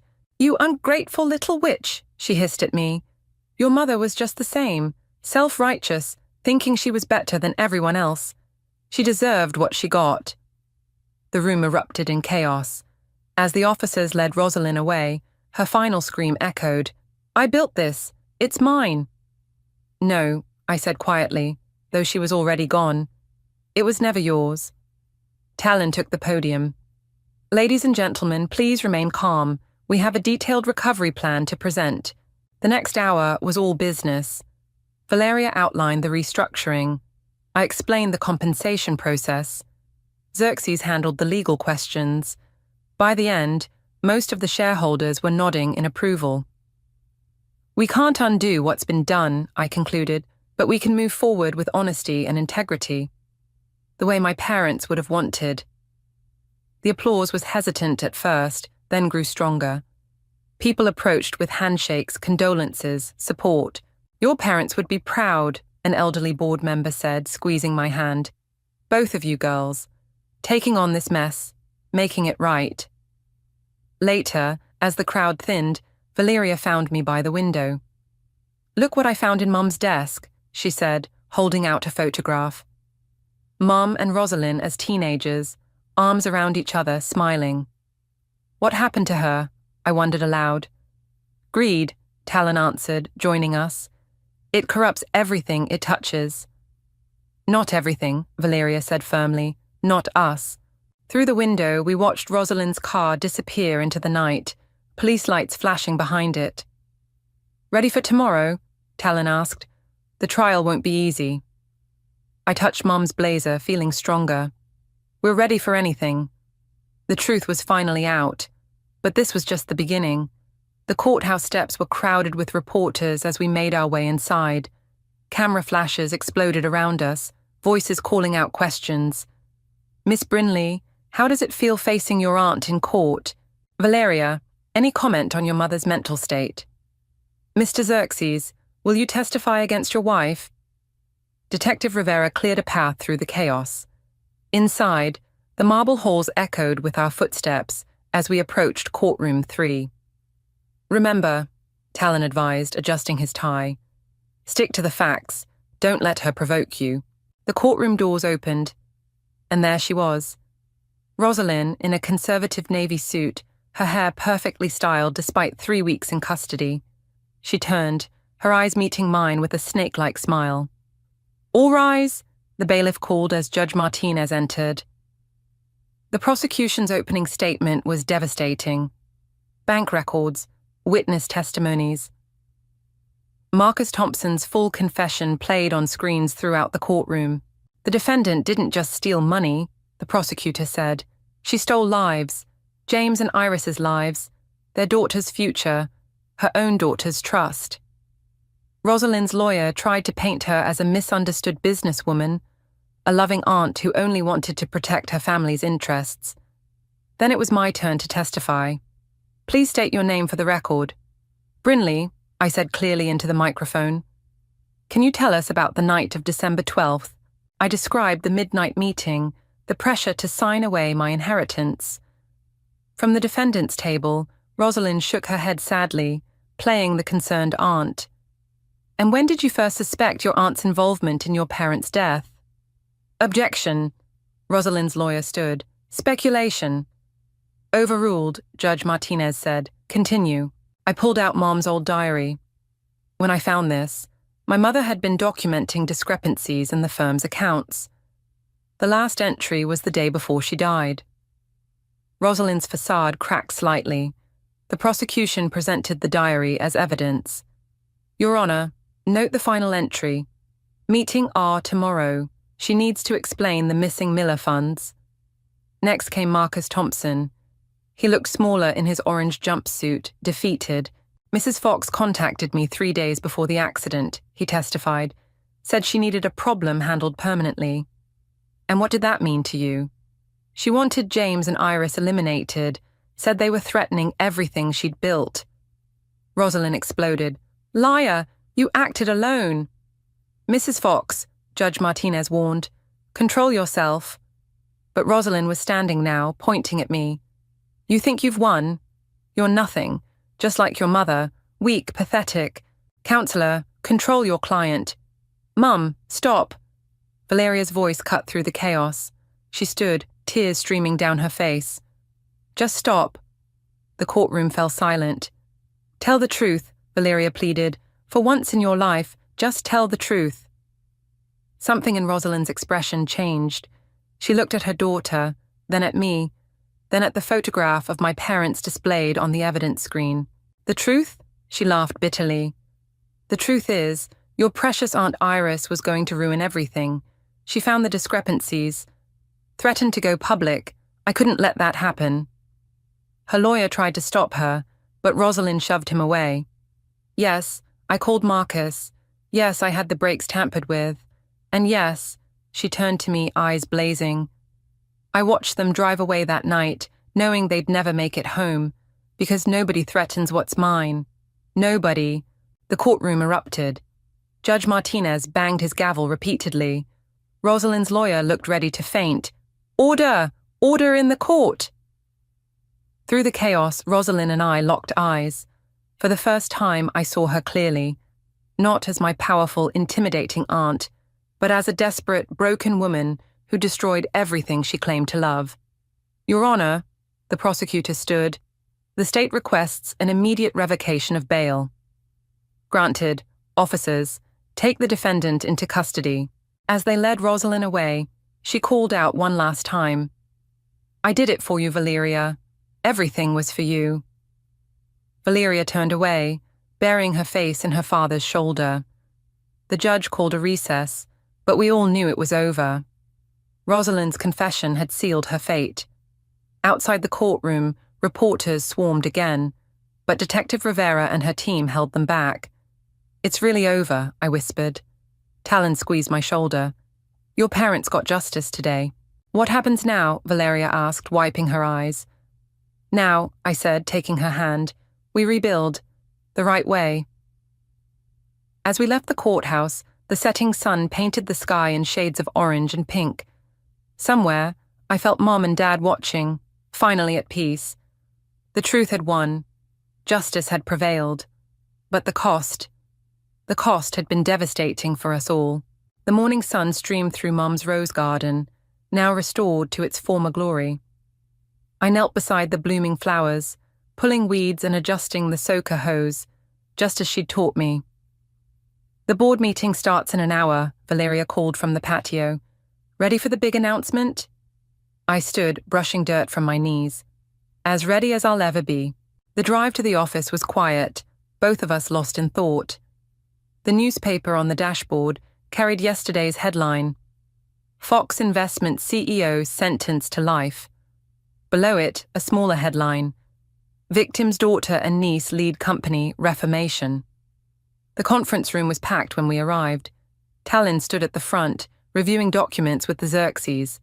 The faces watching us were no longer hostile or afraid, just expectant. Good morning, I began, taking my place at the podium. Today marks a new chapter for our company. The audit is complete, the restitution payments have begun, and we're ready to move forward. Valeria joined me, carrying a stack of folders. We've prepared detailed reports on our restructuring plan, but first, we have an announcement. I pulled out the new company logo, a simple rose design. From today, we're no longer Fox Investments. We're Chapman and Fox Partners, honoring both sides of our family's legacy, the good parts. Murmurs of approval rippled through the room. Our first act, Valeria continued, is establishing the James and Iris Chapman Memorial Fund for Financial Ethics. Every year, We'll sponsor students pursuing careers in financial oversight and fraud prevention. The board members nodded appreciatively. One raised his hand. And the leadership structure? Co-CEOs, I answered. Valeria and I will lead together, with our board's oversight. No more single person holding all the power. And I'll be stepping down, Xerxes added. It's time for fresh perspectives. As we outlined the details, I noticed Detective Rivera slip into the back of the room. She gave me a subtle nod. After the meeting, she pulled us aside. Thought you should know, Marcus Thompson was found dead in his cell this morning. Apparent suicide. He left a full confession detailing everything. Everything? Valeria's voice shook. Everything, including all of Rosalind's other victims over the years. We're reopening several cases. The weight of it all hit me again. How many lives had been destroyed by greed and power? There's something else, Rivera continued. We found this in Marcus's belongings. Thought you should have it. She handed me a sealed envelope. Inside was a photograph, Mum and Dad at their wedding, young and happy.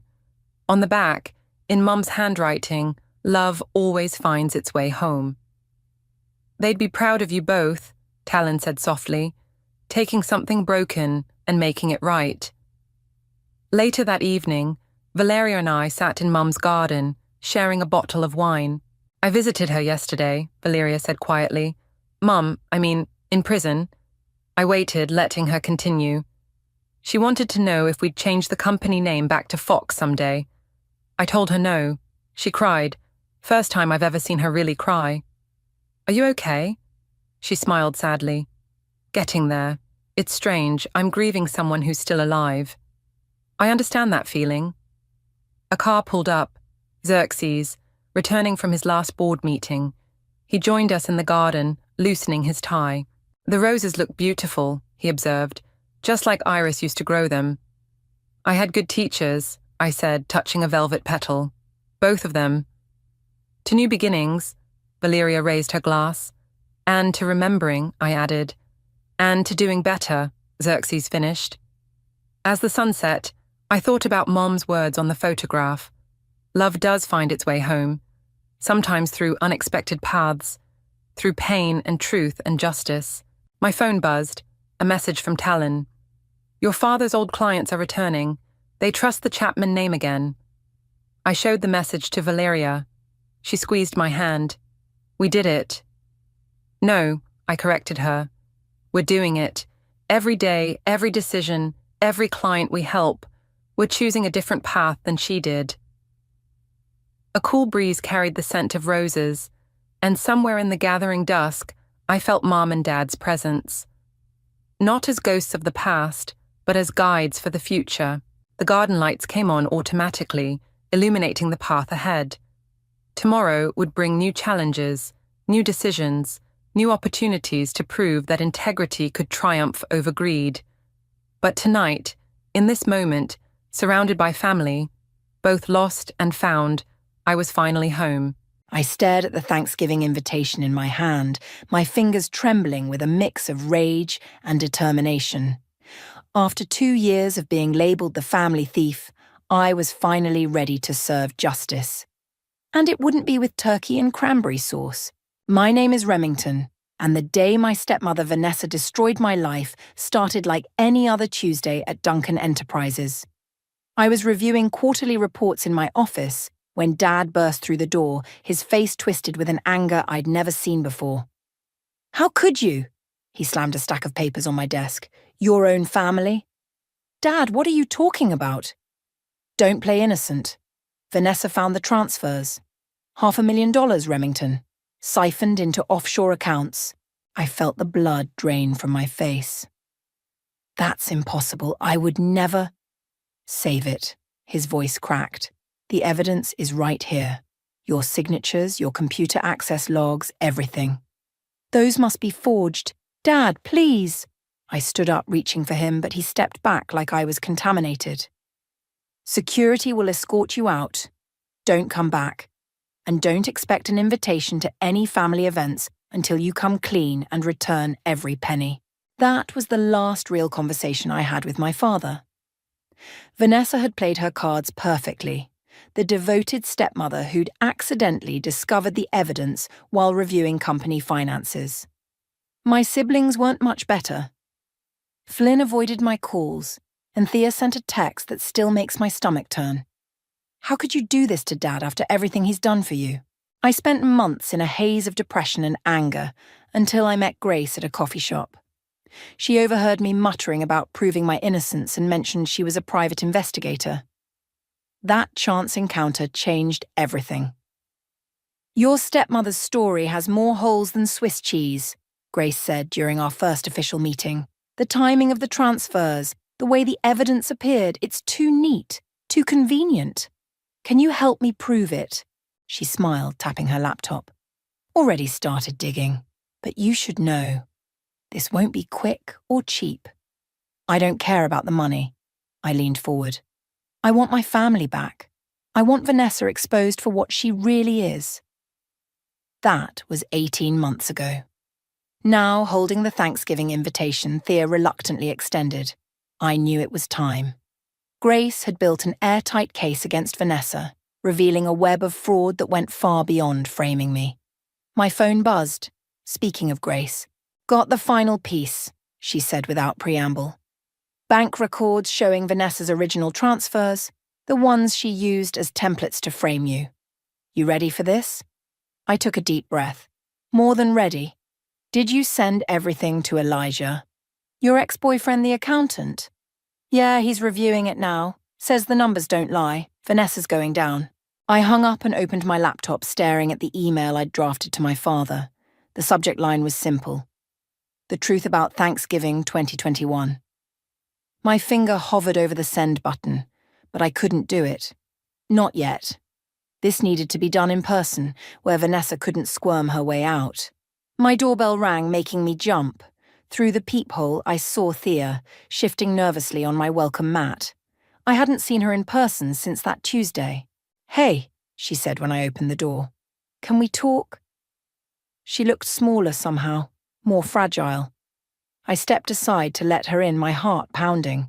I've been having doubts, she blurted out. About Vanessa, about everything. What kind of doubts? She's been acting strange lately, secretive. And last week I overheard her on the phone talking about moving money around. It reminded me of, you know. I fought to keep my voice steady. Are you saying you believe me now? Tears welled in her eyes. I don't know what to believe anymore, but I miss my sister. And if there's even a chance we were wrong, I wanted to hug her, to tell her everything would be okay. Instead, I said, come to Thanksgiving dinner. Watch what happens. That's all I'm asking. She wiped her eyes and nodded. Flynn might be willing to listen too. He's been asking questions about the company finances. As I watched her leave, I felt a surge of something beyond revenge. Hope. In 3 days, I would walk into my family's home with a briefcase full of evidence and a heart full of justified fury. Vanessa thought she'd written the end of my story that Tuesday. She had no idea she'd only written the beginning. I picked up my phone and texted Grace. It's time. Let's finish this. Grace's office looked exactly like you'd expect a private investigator's workspace to look. Organized chaos of papers, multiple monitors, and enough coffee cups to fuel an army. I watched as she pulled up file after file on her largest screen. Your stepmother's been busy, Grace said, clicking through documents. Look at this pattern of transactions. Every third Friday, like clockwork, money moves from Duncan Enterprises to shell companies in the Cayman Islands. The same way she framed me? Similar but sloppier. She's getting confident, making mistakes. Grace pointed to a series of numbers. These transfers started 6 months before she accused you. Classic setup. My phone buzzed. Elijah calling. I put him on speaker. Rem, you're not going to believe this, he said, his accountant's precision mixing with obvious excitement. I cross-referenced those shell companies Grace found. Guess who owns the majority stake in Pacific Ridge Development? Pacific Ridge? I leaned closer to the phone. Our biggest competitor? Bingo. And guess when they acquired that massive contract we lost last year? 2 weeks after I was forced out, I whispered. the pieces clicking into place. Exactly. Vanessa didn't just frame you. She's been actively sabotaging the company, making millions on both ends. Grace was already typing. I can prove the connection. Give me an hour. I spent that hour pacing, making calls and building our case. My hands shook as I dialed Flynn's number, remembering Thea's words about him asking questions. He answered on the fourth ring. This better be important, Rem. Remember that Pacific Ridge deal? The one that made no sense? A pause. What about it? I need you to look at some numbers. Quietly. Without telling anyone. Especially Vanessa. Rem? He sighed. I can't get involved in your vendetta. It's not a vendetta when I can prove everything. Please, Flynn. You're head of operations. You know something's wrong with the company's finances. Another pause. Longer this time. Send them to my personal email. I'm not promising anything. Grace printed everything we had. Bank statements, transfer records, ownership documents. The stack of papers grew until it filled an entire briefcase. Your stepmother's going to try to discredit these, Grace warned. We need backup copies, witnesses, everything bulletproof. Already on it, Elijah said, walking through the door with his own stack of papers. I called in a favor from my firm's forensic accounting team. They've authenticated everything. Seeing him again still felt strange. We'd ended things when work got complicated, before Vanessa showed up. Now here he was, helping me take her down. Why are you doing this? I asked him quietly while Grace made copies. Because I knew you back then. Knew how much the company meant to you. The Remington I knew would never steal from her family. My phone buzzed again, a text from Thea. V asking questions about you. Says you might try something at Thanksgiving. Be careful. She's getting nervous, Grace said, reading over my shoulder. Good. Nervous people make mistakes. Speaking of mistakes, Elijah pointed at his laptop screen. Look what I found in the company's archived emails. It was an email chain between Vanessa and someone at Pacific Ridge, dated 3 weeks before she accused me of theft. They were discussing removing obstacles and consolidating power. This is it, Grace said. The smoking gun. She planned everything. There's more, Elijah continued typing. Remember Corey, the family lawyer? His signature is on some very interesting documents. Corey? But he's been with the family forever. And he's been helping Vanessa hide money for at least 2 years. Probably getting a cut. I sank into a chair, overwhelmed. My father trusted them both completely. That's why it worked, Grace said gently. The best cons always come from people you trust. We spent the next 3 hours organizing evidence, making copies and planning our approach. Flynn texted back. Just reviewed everything. We need to talk. Tomorrow, 8 a.m. Carter's Diner. It's happening, I told Grace and Elijah. Everything's finally coming together.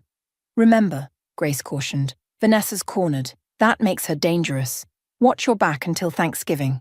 I nodded, clutching the briefcase. 2 days until Thanksgiving. 2 days until I could reclaim my life, my family, my reputation. As I left Grace's office, another text came through from an unknown number. Back off now, or what happens next is your fault. Last warning. I showed it to Grace, who was walking me to my car. Save it, she said grimly. Add it to the evidence. And Rem, don't go anywhere alone until Thursday. I drove home in the dark, checking my rearview mirror at every turn. The briefcase sat heavy on my passenger seat. 2 years of work, proof of betrayal, and my ticket back to everything I'd lost. Tomorrow I'd meet Flynn. Then, Thanksgiving dinner would become a very different kind of family reunion. Carter's Diner was nearly empty at 7:55 a.m. I slid into a booth near the back, positioning myself to watch the door. Flynn arrived exactly on time, looking exhausted and carrying a thick manila envelope. You look like hell, I said as he sat down. Spent all night going through company records. He rubbed his eyes. Why didn't I see it before? Because you weren't looking for it. None of us were. The waitress brought coffee. Flynn waited until she left before opening his envelope. The Pacific Ridge connection was just the beginning, he said, spreading papers across the table. Look at these equipment purchases from last year. We paid triple market rate through shell companies that all trace back to Vanessa, I finished. And Corey. They've been bleeding the company dry. Flynn's hands shook as he lifted his coffee. Dad's retirement fund, the expansion plans, everything we've worked for, it's all at risk. That's why I need your help on Thursday. It's not that simple, Rem. Vanessa's got dirt on everyone. Last night she hinted she knows about my gambling problem from college. The one you got help for 10 years ago? That's nothing compared to what she's done. Maybe not, but... Flynn's phone buzzed. His face went pale reading the message. What is it? Someone broke into my office last night, files missing. She knows we're talking. I pulled out my phone to call Grace, but Flynn grabbed my wrist. Wait, there's something else you need to know first. About Mom's old shares in the company. Before he could continue, the diner's door chimed. Elijah walked in looking urgent. I'd texted him the location as backup just in case. We've got trouble, he said, sliding into the booth. Vanessa's called an emergency board meeting for Wednesday. She's trying to push through some kind of restructuring before Thanksgiving. Flynn swore under his breath. She's going to transfer everything to the offshore accounts. Once that happens... It won't, I cut in, because we're going to stop her, together. Count me in, a voice said. We all turned to see Thea standing by our table, her face set with determination. I followed Flynn here, and I want to help. For a moment, nobody spoke. Then Flynn pulled out his phone. I'm calling Dad, he said. He needs to know... Not yet, I interrupted. Vanessa watches him too closely. One wrong move and she'll destroy everything before we can prove it. She's right, Elijah said. We need to present everything at once when she can't spin it or hide it. Thea sat down next to me, her eyes filling with tears. I'm so sorry, Rem, for not believing you, for everything. Later, I said, squeezing her hand. Right now, we need to focus. We spent the next hour planning. Flynn would stall the board meeting. Thea would distract Vanessa, while Elijah and I recovered the stolen files. Grace would finish documenting the money trail. As we wrapped up, my phone rang. Grace again. You need to see this, she said without preamble. Remember that anonymous tip about company sabotage? I traced it. It came from Corey's office. The family lawyer? Why would he? Because he's having second thoughts. Just got an email from him wanting to meet. Says he has proof of Vanessa's original plan. I looked at my siblings and Elijah. Change of plans. We're meeting Corey first. Be careful, Flynn warned. This could be a trap. That's why you're all coming with me. I stood up. Strength in numbers. We left the diner separately to avoid attention. As I walked to my car, I noticed a black SUV with tinted windows parked across the street. The engine started as I reached for my keys. Get in, Elijah said, appearing beside me. You're not driving alone. The SUV pulled out, following us as Elijah navigated through side streets. Call Grace, I told him. Tell her to meet us at the backup location. And Flynn? I turned to look at my brother in the back seat. Those Mom's shares you mentioned, what about them? They're supposed to be split between us kids, he said. But Vanessa convinced Dad to delay the transfer, said it was for tax purposes. More like control purposes, Thea added bitterly. Keep us dependent on her goodwill. Elijah made a sharp turn, losing our tail. Corey would have handled those share transfers. If he's really willing to talk, then we might have everything we need, I finished. The whole picture, finally. We drove in tense silence, each lost in thoughts of betrayal and justice. Tomorrow we'd meet Corey. The next day was the board meeting, then Thanksgiving. The end game was approaching faster than any of us had planned, but for the first time in 2 years, I wasn't facing it alone. The backup location turned out to be an old storage unit Grace used for sensitive meetings. Corey was already there when we arrived, pacing nervously between stacks of boxes. You brought the whole cavalry, he said, eyeing my siblings and Elijah. Start talking, I replied coldly. Why help Vanessa frame me? He pulled out a USB drive. Because she had leverage, still does. But this... He held up the drive. This is my insurance policy, and now it's yours. Grace plugged the drive into her laptop. Documents filled the screen. Emails, contracts, photos. 2 years of carefully documented betrayal. She approached me before your mother died, Corey said. Had plans to take over the company. I refused at first, but then she discovered my indiscretions. What kind of indiscretions? Flynn demanded. The kind that cost you your law license, Grace answered, still scanning documents. Misappropriated client funds. She caught you stealing.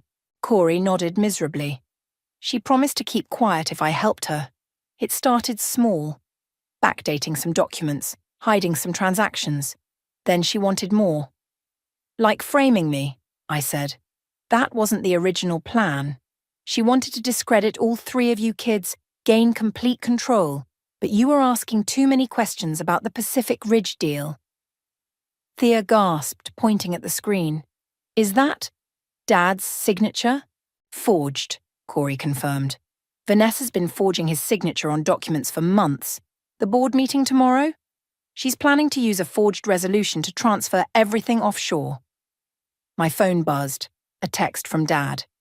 Where are you? Vanessa says you're causing trouble. We need to talk. She knows, Elijah said, reading over my shoulder. We need to move fast. Grace was already copying files. These prove everything, the forgeries, the shell companies, even recordings of her threatening Corey. Why come clean now? I asked Corey. Because she's getting sloppy, desperate. Yesterday she threatened my family directly. I've got a grandson now. His voice cracked. Some lines you can't uncross. Suddenly Flynn's phone lit up with alerts. She's moved up the board meeting. It's starting in an hour. That's not possible, Thea protested. The bylaws require 24-hour notice. Unless there's an emergency, Corey interrupted, which she just manufactured. Look. He pulled up a news alert on his phone. Duncan Enterprises' stock was plummeting on rumours of financial irregularities. She's crashing the company's stock to force an emergency meeting, Elijah explained. Once she gets that resolution passed. We're done, I finished. Everything goes offshore. Grace handed me a flash drive. Complete copy of everything. Get to that meeting. I'll handle the rest. Handle what? I asked. Let's just say the SEC and FBI are very interested in Pacific Ridge development. Been building that case for months as backup. We split up fast. Flynn and Thea headed straight to the office. Elijah drove me, while Grace took Corey to meet federal agents. Wait, Corey called as we left. There's one more thing. About your mother's shares. Vanessa didn't just delay the transfer, she destroyed the original documents, but I kept copies in my personal safe, the real ones, with your mother's signature. Where? I demanded. My office, 3rd drawer down, behind the false back. The combination is your mother's birthday. We raced through traffic, my heart pounding. 1 hour to stop Vanessa from destroying everything my family had built. My phone buzzed again, Dad calling. This time I answered. Where are you? He demanded. Vanessa says, Dad, listen carefully, I cut in. Go to Corey's office right now. 3rd drawer, false back. Mum's birthday. You need to see something before the board meeting. What are you talking about? Please, Dad. For once, just trust me. Look in that drawer before you let Vanessa do anything. Silence. Then, you have 15 minutes. Elijah parked illegally outside the office building. Security tried to stop us, but Flynn had already cleared our access. The elevator felt impossibly slow. When it opened on the executive floor, we found chaos. Board members were arriving looking confused and angry. Vanessa stood by the conference room, her perfect mask slipping as she saw me. You're not welcome here, she started to say. Actually, my father's voice rang out, she is. He emerged from Corey's office, holding papers in trembling hands. Would you like to explain these, Vanessa? The real share transfers? The forged signatures? Vanessa's face went white. Tom, I can explain. Save it for the FBI, Grace said, stepping off the elevator with 2 suited agents. They're very interested in hearing all about Pacific Ridge development. I watched my stepmother's perfect world crumble in real time. But this wasn't the end, just the beginning of a very interesting board meeting. And Thanksgiving was still coming. The board meeting lasted 6 hours. By the time it ended, Vanessa had been removed from her position, the FBI had seized company records, and my father looked like he'd aged a decade. "I still can't believe," he kept saying, staring at the evidence spread across the conference table. "All this time." "Dad," I said gently, "we need to talk about tomorrow, about Thanksgiving." He looked up, confused. "Thanksgiving, with everything that's happened? We need it more than ever," Thea interrupted. "The whole family knows about the dinner. If we cancel now, it'll look like we're hiding something," Flynn finished. "The company's stock has already taken a hit. We need to project stability." I watched my father absorb this. The proud man who'd built Duncan Enterprises from nothing, now facing the biggest crisis of his life. "She'll be there," he said quietly. "The FBI released her on bail an hour ago." "Good," I replied, surprising everyone. "Let her come." Later that evening, we gathered at my apartment, me, my siblings, Elijah and Grace, to plan the final act. "Vanessa's lawyers are already spinning this," Grace reported, hanging up her phone. "They're claiming she was trying to protect the company from internal theft. Still trying to pin it on me." I laughed bitterly. "Even with all the evidence?" "She's desperate," Elijah said. "The FBI found offshore accounts we didn't even know about. She's facing serious prison time." My phone lit up with a text from Vanessa herself. "You think you've won. Tomorrow will be interesting. Hope you're ready for some family secrets to come out." Flynn read it over my shoulder and swore. "She's going to try something at dinner." "Let her," I said. "We've got one card left to play." Thea looked up from her laptop. "The media's going crazy with speculation. Dad's getting calls from every major business publication." "Which is exactly why tomorrow needs to be perfect," I insisted. "One last family Thanksgiving before everything changes." We spent hours preparing. Grace set up discreet recording devices, legal in our state with one-party consent. Elijah coordinated with the FBI agents who'd be parked outside. Flynn and Thea worked on seating arrangements to keep Vanessa isolated. Around midnight, another text came, this time from Dad. "Can you come over? Need to talk." I found him in his study, surrounded by old family photos. One showed Mom holding me as a baby. Thea and Flynn crowded around, all of us laughing. "I should have seen it," he said without looking up. "The signs were all there." "She fooled everyone, Dad." "Not you." He finally met my eyes. "You saw through her, and I chose her over my own daughter." "Dad?" "Let me finish. When your mother died, I was lost. Vanessa seemed like an anchor. She knew exactly what to say, exactly how to handle everything. I thought she was saving me. Saving the company. She manipulated you." "Yes." He picked up a photo of Mom. "Caroline would be so ashamed of me." "Mom would understand," I said softly. "And she'd want us to fix this. Together." He nodded, then pulled out a folder. "There's something you should see before tomorrow. Something about your mother's last wishes that Vanessa made me hide." As I read the documents, my hands started shaking. "Does anyone else know about this?" "Only Corey. It's why Vanessa needed him so badly. We have to tell Flynn and Thea." "Tomorrow," he said. "Let's tell everyone tomorrow." I left his house around 2 a.m., my mind racing. When I got home, I found Elijah waiting on my doorstep. "Couldn't sleep," he explained. "Kept thinking about tomorrow." "Want to help me cook a turkey at 2 a.m.? He smiled. Just like old times. We worked in comfortable silence, preparing dishes for the next day. Around 4 a.m., as the turkey roasted, Elijah spoke up. "Whatever happens tomorrow, you've already won. You know that, right?" "Have I?" I looked at him. The company's in chaos. My father's devastated, and my stepmother's probably plotting revenge right now. But you've got your family back. The truth is out. That's what you wanted. Before I could respond, my phone buzzed with a group text from Grace. "New development. Call ASAP." I put her on speaker. Her voice was tense. "Vanessa just booked a private jet for tomorrow night. To a non-extradition country." "She's planning to run," Elijah said. "Not before Thanksgiving dinner," I replied. "She's too proud. She'll want one last chance to hurt us all." The sun was rising as we finished cooking. In 12 hours, we'd all sit down for the most important dinner of our lives. I had no idea what Vanessa would try, but for the first time in 2 years, I wasn't afraid of her. Let her come. Let her try her worst. The truth was finally on my side. Thanksgiving Day arrived with a cold drizzle that matched the mood perfectly. I pulled up to my father's house at exactly 4 p.m., Elijah beside me with the turkey and recordings safely stowed in the trunk. FBI's in position, Grace texted.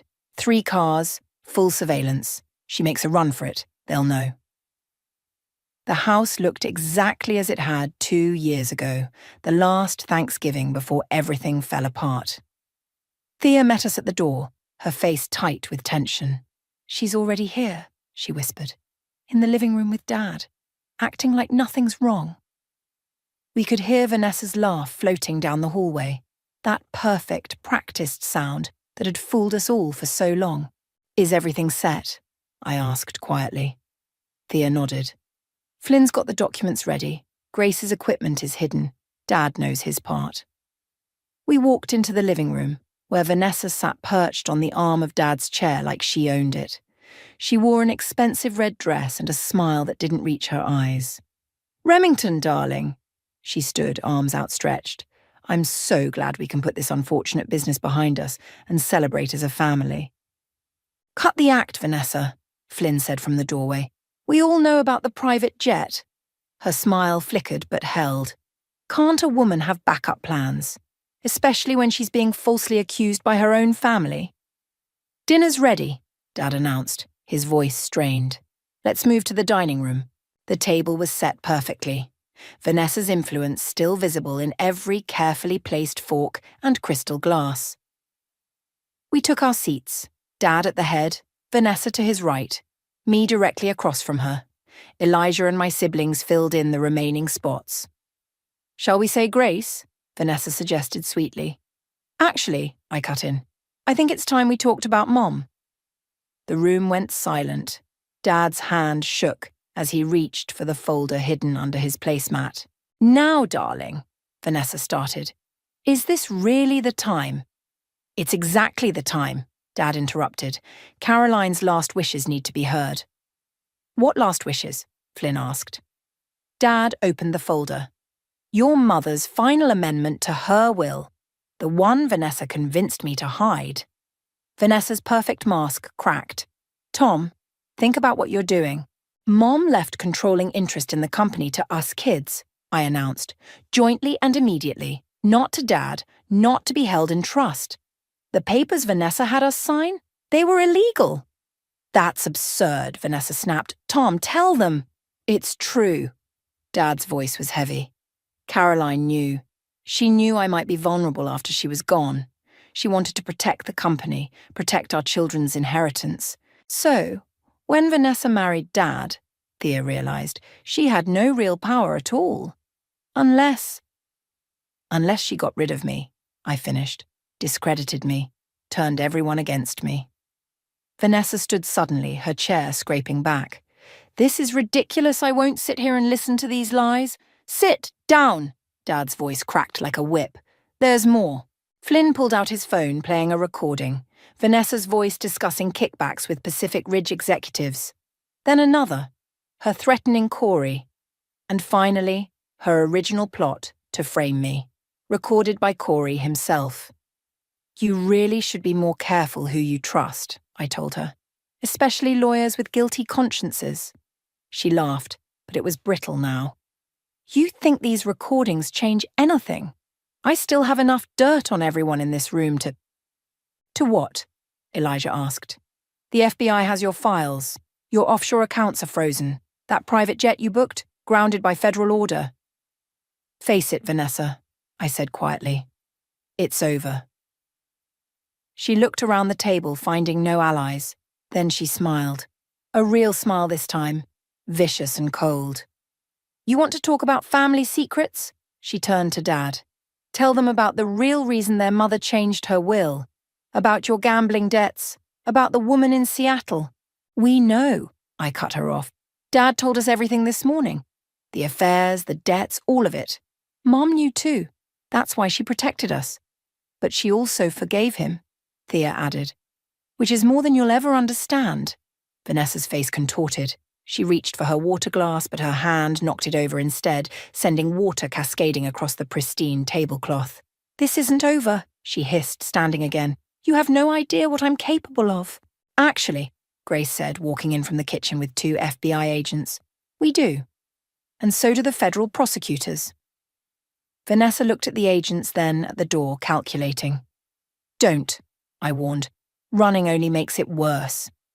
She straightened her spine, smoothed her dress. I want my lawyer. As the agents led her away, Dad bowed his head. Some Thanksgiving dinner. Actually, Flynn said, I think it's exactly what we needed. A chance to clear the air, to be honest with each other, to be a family again, Thea added. I looked at the ruined table setting, the scattered papers, the empty chair where Vanessa had sat. So, I said, managing a small smile. Who wants turkey? The hours after Vanessa's arrest passed in a blur of federal agents, phone calls, and cold turkey sandwiches. Around midnight, the house finally emptied except for immediate family. We sat in the living room, exhausted but unable to sleep. The press is having a field day, Flynn said, scrolling through his phone. Stock's actually up in after-hours trading. Market likes that we caught the fraud early. Early? I couldn't help but laugh. It's been 2 years. Could have been worse, Grace said, packing up her surveillance equipment. You should see some of my other cases. Dad stood by the fireplace, staring at Mom's portrait. I need to make this right. All of it. You already started, Thea assured him. The truth's out. That's what matters. My phone buzzed, a text from Corey's lawyer. Client willing to testify. Full cooperation in exchange for leniency. Vanessa's not getting out of this one. Before I could respond, the doorbell rang. We all tensed. It's just Elijah, Grace said, checking the security camera feed she'd installed. And he's brought pizza. Thought we could use a real dinner, Elijah said when we let him in, since the turkey got cold during all the excitement. As we gathered around the coffee table with pizza and what was left of the wine, Dad cleared his throat. There's something else we need to discuss. About the company. Flynn sat up straighter. The board wants an emergency meeting tomorrow. Yes. But this is about leadership. Dad looked at each of us. Your mother was right. It's time for the next generation to take over. Dad, you don't have to, I started. I do. He paused, struggling. I've been hiding from my mistakes behind Vanessa's efficiency, letting her take control because it was easier than facing what I'd done to this family. Thea moved to sit beside him. We all made mistakes. We all believed her. Not all of us, Flynn said, looking at me. Rem knew, and we didn't listen. Water under the bridge, I said, but Dad shook his head. No, we need to address this, starting with your position in the company. My heart skipped. What about it? The board wants you back, as CEO. The room went silent. Even Grace stopped packing. I can't, I stammered. You can, Flynn insisted. You're the only one who saw through Vanessa, the only one who fought for the truth. The shareholders will support it, Dad added, especially after today, but there's a condition. What condition? We do it as a family, all of us. He looked at Flynn and Thea. Your mother wanted you to lead together, each with your own strengths. Flynn in operations, Thea in development, you as CEO. A triumvirate, Elijah mused. Actually makes sense from a business perspective. My phone buzzed again, this time an email from the board. Subject line, Emergency Meeting Agenda, Leadership Transition. They're not waiting, I said, showing the others. Meeting's at 9 a.m. Then we better be ready, Flynn said. The press will want answers.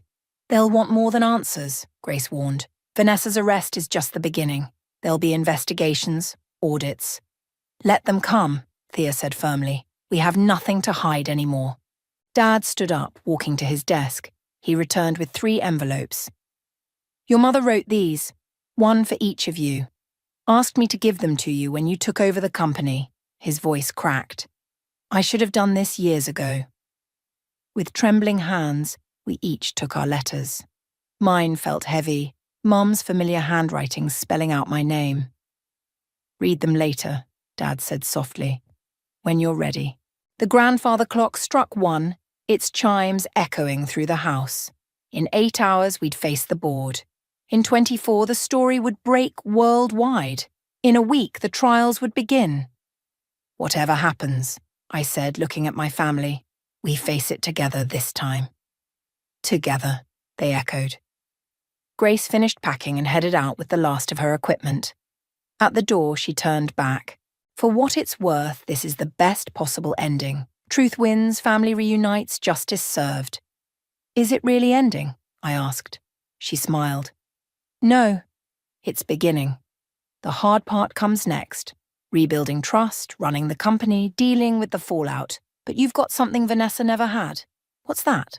People who actually care about each other, not just power. After she left, we stayed up talking, really talking, for the first time in years. About Mom, about our mistakes, about the future.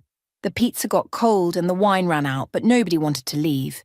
Tomorrow would bring challenges, but tonight, in this room, we were just family again. And that felt like the biggest victory of all.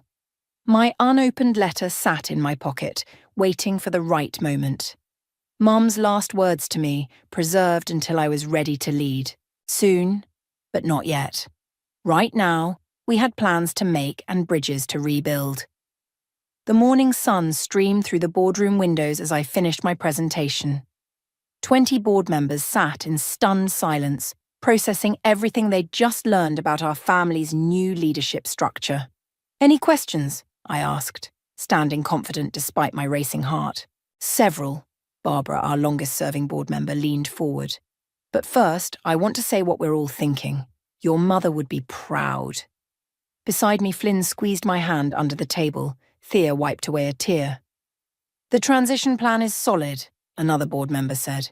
But the media coverage of Vanessa's arrest is already being handled, I interrupted, nodding to our PR team waiting outside.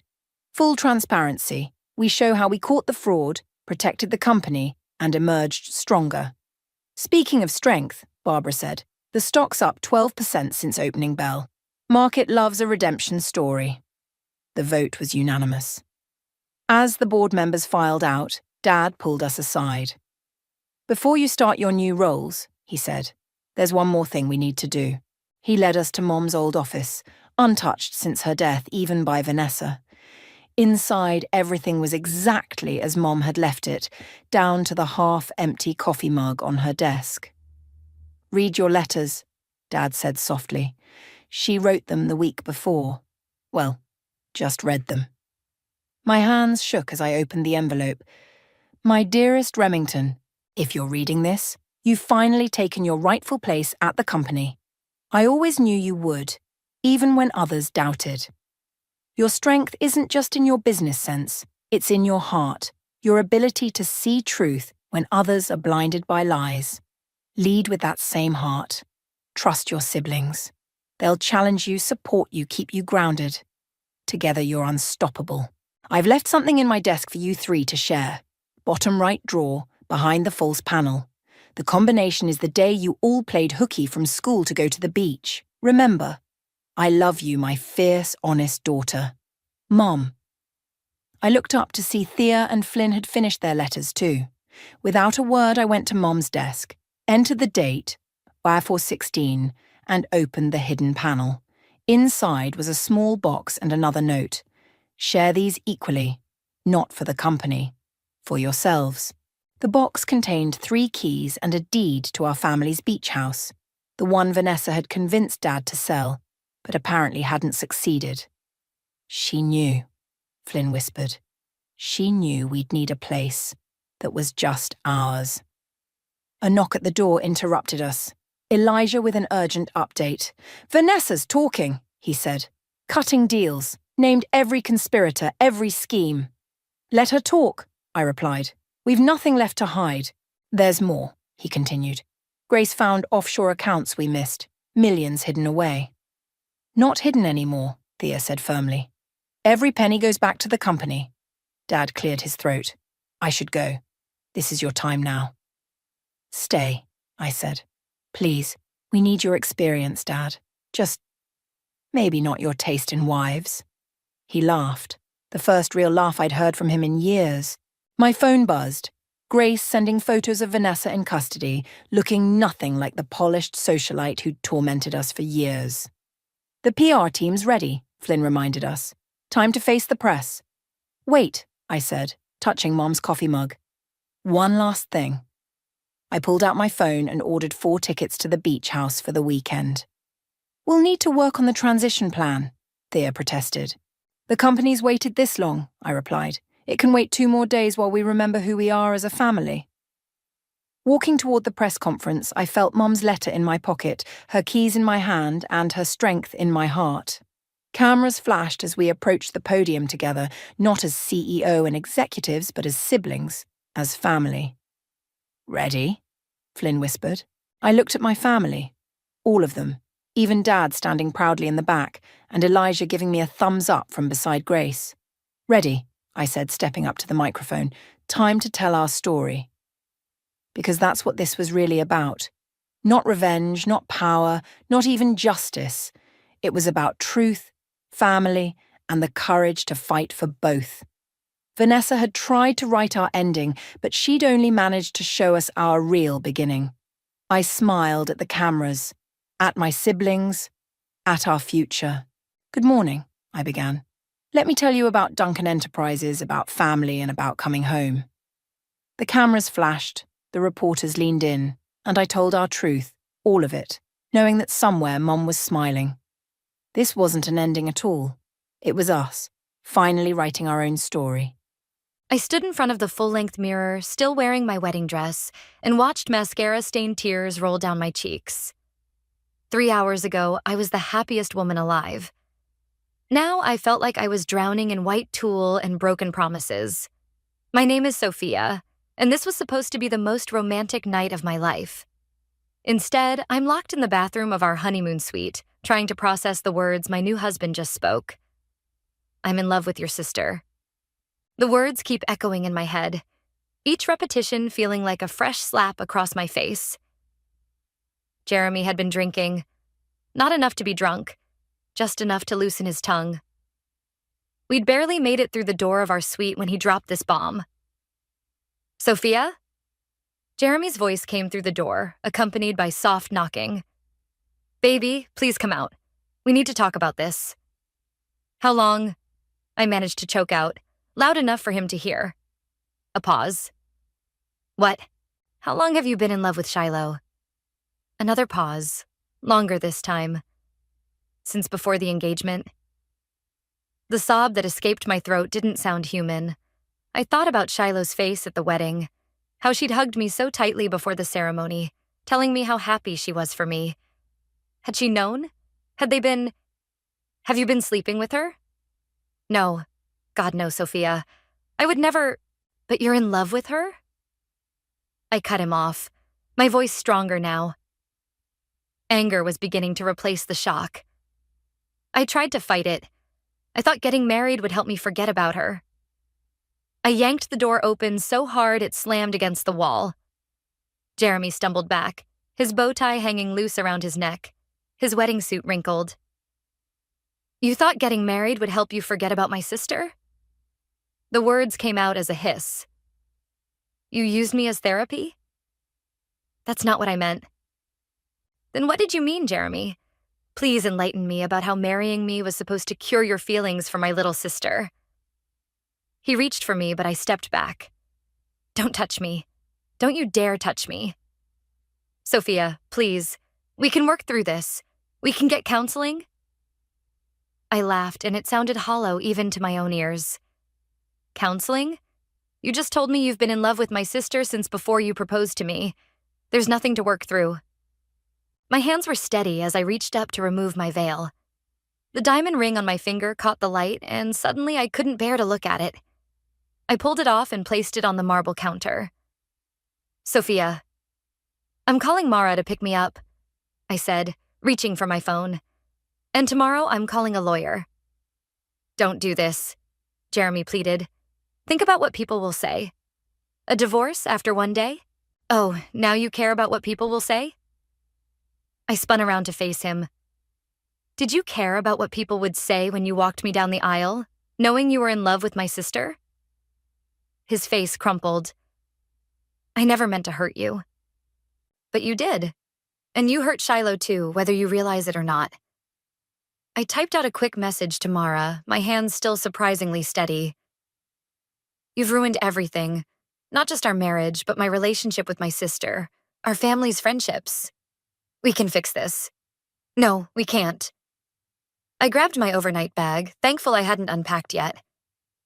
But I can fix myself. And I will. I changed out of my wedding dress in the bathroom, putting on jeans and a sweater. As I folded the dress into its garment bag, I caught my reflection again. My makeup was ruined, but my eyes were clear now. I'll have my lawyer contact you, I said, walking past Jeremy toward the door.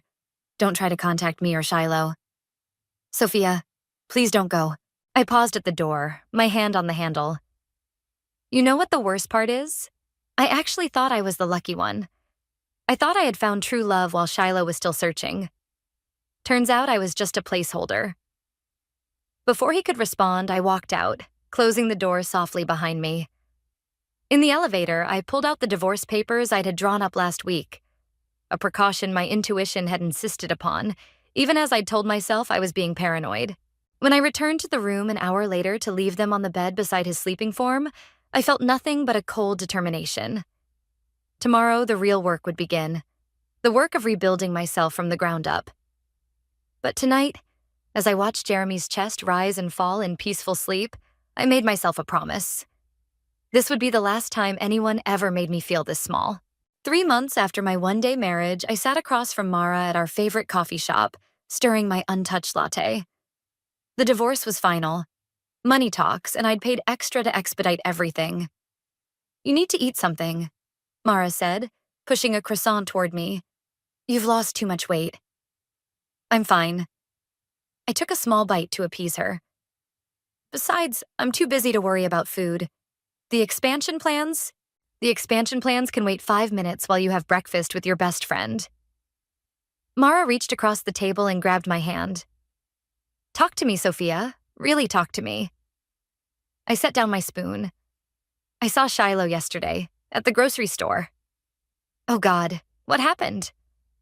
Nothing. She saw me, I saw her, and we both pretended we didn't exist. I laughed bitterly. Funny how someone can go from being your closest confidant to a stranger in the produce aisle. Have you told your parents about the real reason for the divorce? I shook my head. What's the point? They're already devastated enough. Besides, it would only make things worse for everyone. The bell above the cafe door chimed, and I looked up reflexively. My heart skipped a beat when I saw who had walked in. Is that Drew? Mara whispered, following my gaze. Drew from college? It was indeed Drew, looking even better than he had in our university days. He caught my eye and did a double take, then broke into a warm smile. Sophia? He walked over to our table. I thought that was you. Drew, hi. I stood up, accepting his quick hug. It's been what, 5 years? At least. He glanced at the empty chair at our table. Mind if I join you? Mara kicked me under the table. Actually, I was just leaving. Early meeting. She gathered her things with suspicious speed. Drew, it was great seeing you again. After Mara left, Drew took her seat. I heard about the divorce, I'm sorry. News travels fast, I said, trying to keep my tone light. Small business community. He shrugged. I've been meaning to reach out, actually. I heard you're expanding your consulting firm? Trying to. The market's tough right now. I might have an opportunity for you. He pulled out his business card. My company's looking for a strategic partner in digital transformation. Would you be interested in pitching? Before I could respond, my phone buzzed. A text from Trisha, my mentor. Need to see you ASAP. Important opportunity. I'd love to hear more, I told Drew, tucking his card into my wallet. But I have to run. Meeting with my mentor. Have dinner with me tonight, he said. We can discuss business and catch up properly. I hesitated only briefly. Okay, text me the details. 20 minutes later, I walked into Trisha's office. She was on the phone but waved me in. Perfect timing, she said after hanging up. You'll never guess who just called me about you. Who? Owen Johnson, Jeremy's business partner. My stomach clenched. What did he want? To hire you. Apparently, their firm is struggling with some major digital infrastructure issues. They need someone who understands both technology and business strategy. No, I stood up. Absolutely not. Sophia, wait. Trisha held up her hand.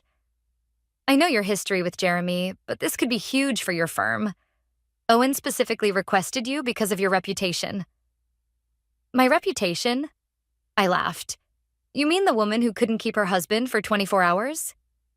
No, Trisha said firmly.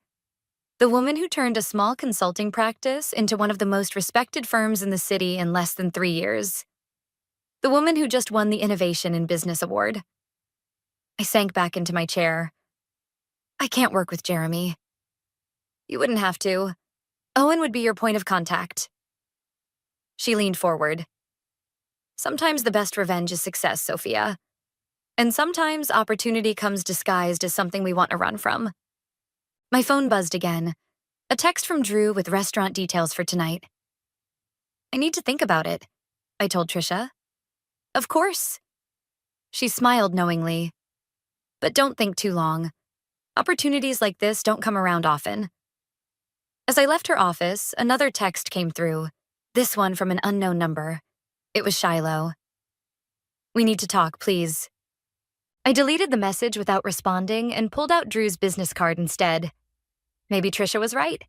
Maybe the best revenge wasn't plotting and scheming, but simply becoming so successful that those who hurt you become irrelevant. I typed out a quick response to Drew, confirming dinner. Whatever Owen's offer was, I had a feeling Drew's might be better, both professionally and personally. And right now, better was exactly what I needed. 6 months later, I sat in my newly expanded office watching the city lights flicker on as dusk settled. The merger with Drew's company had transformed both our businesses and our relationship. My phone buzzed with his message. Still on for dinner? Have big news. Before I could reply, Kylie, my new business partner, burst into my office. Sophia, you need to see this. She thrust her tablet at me. On the screen was a local business news article.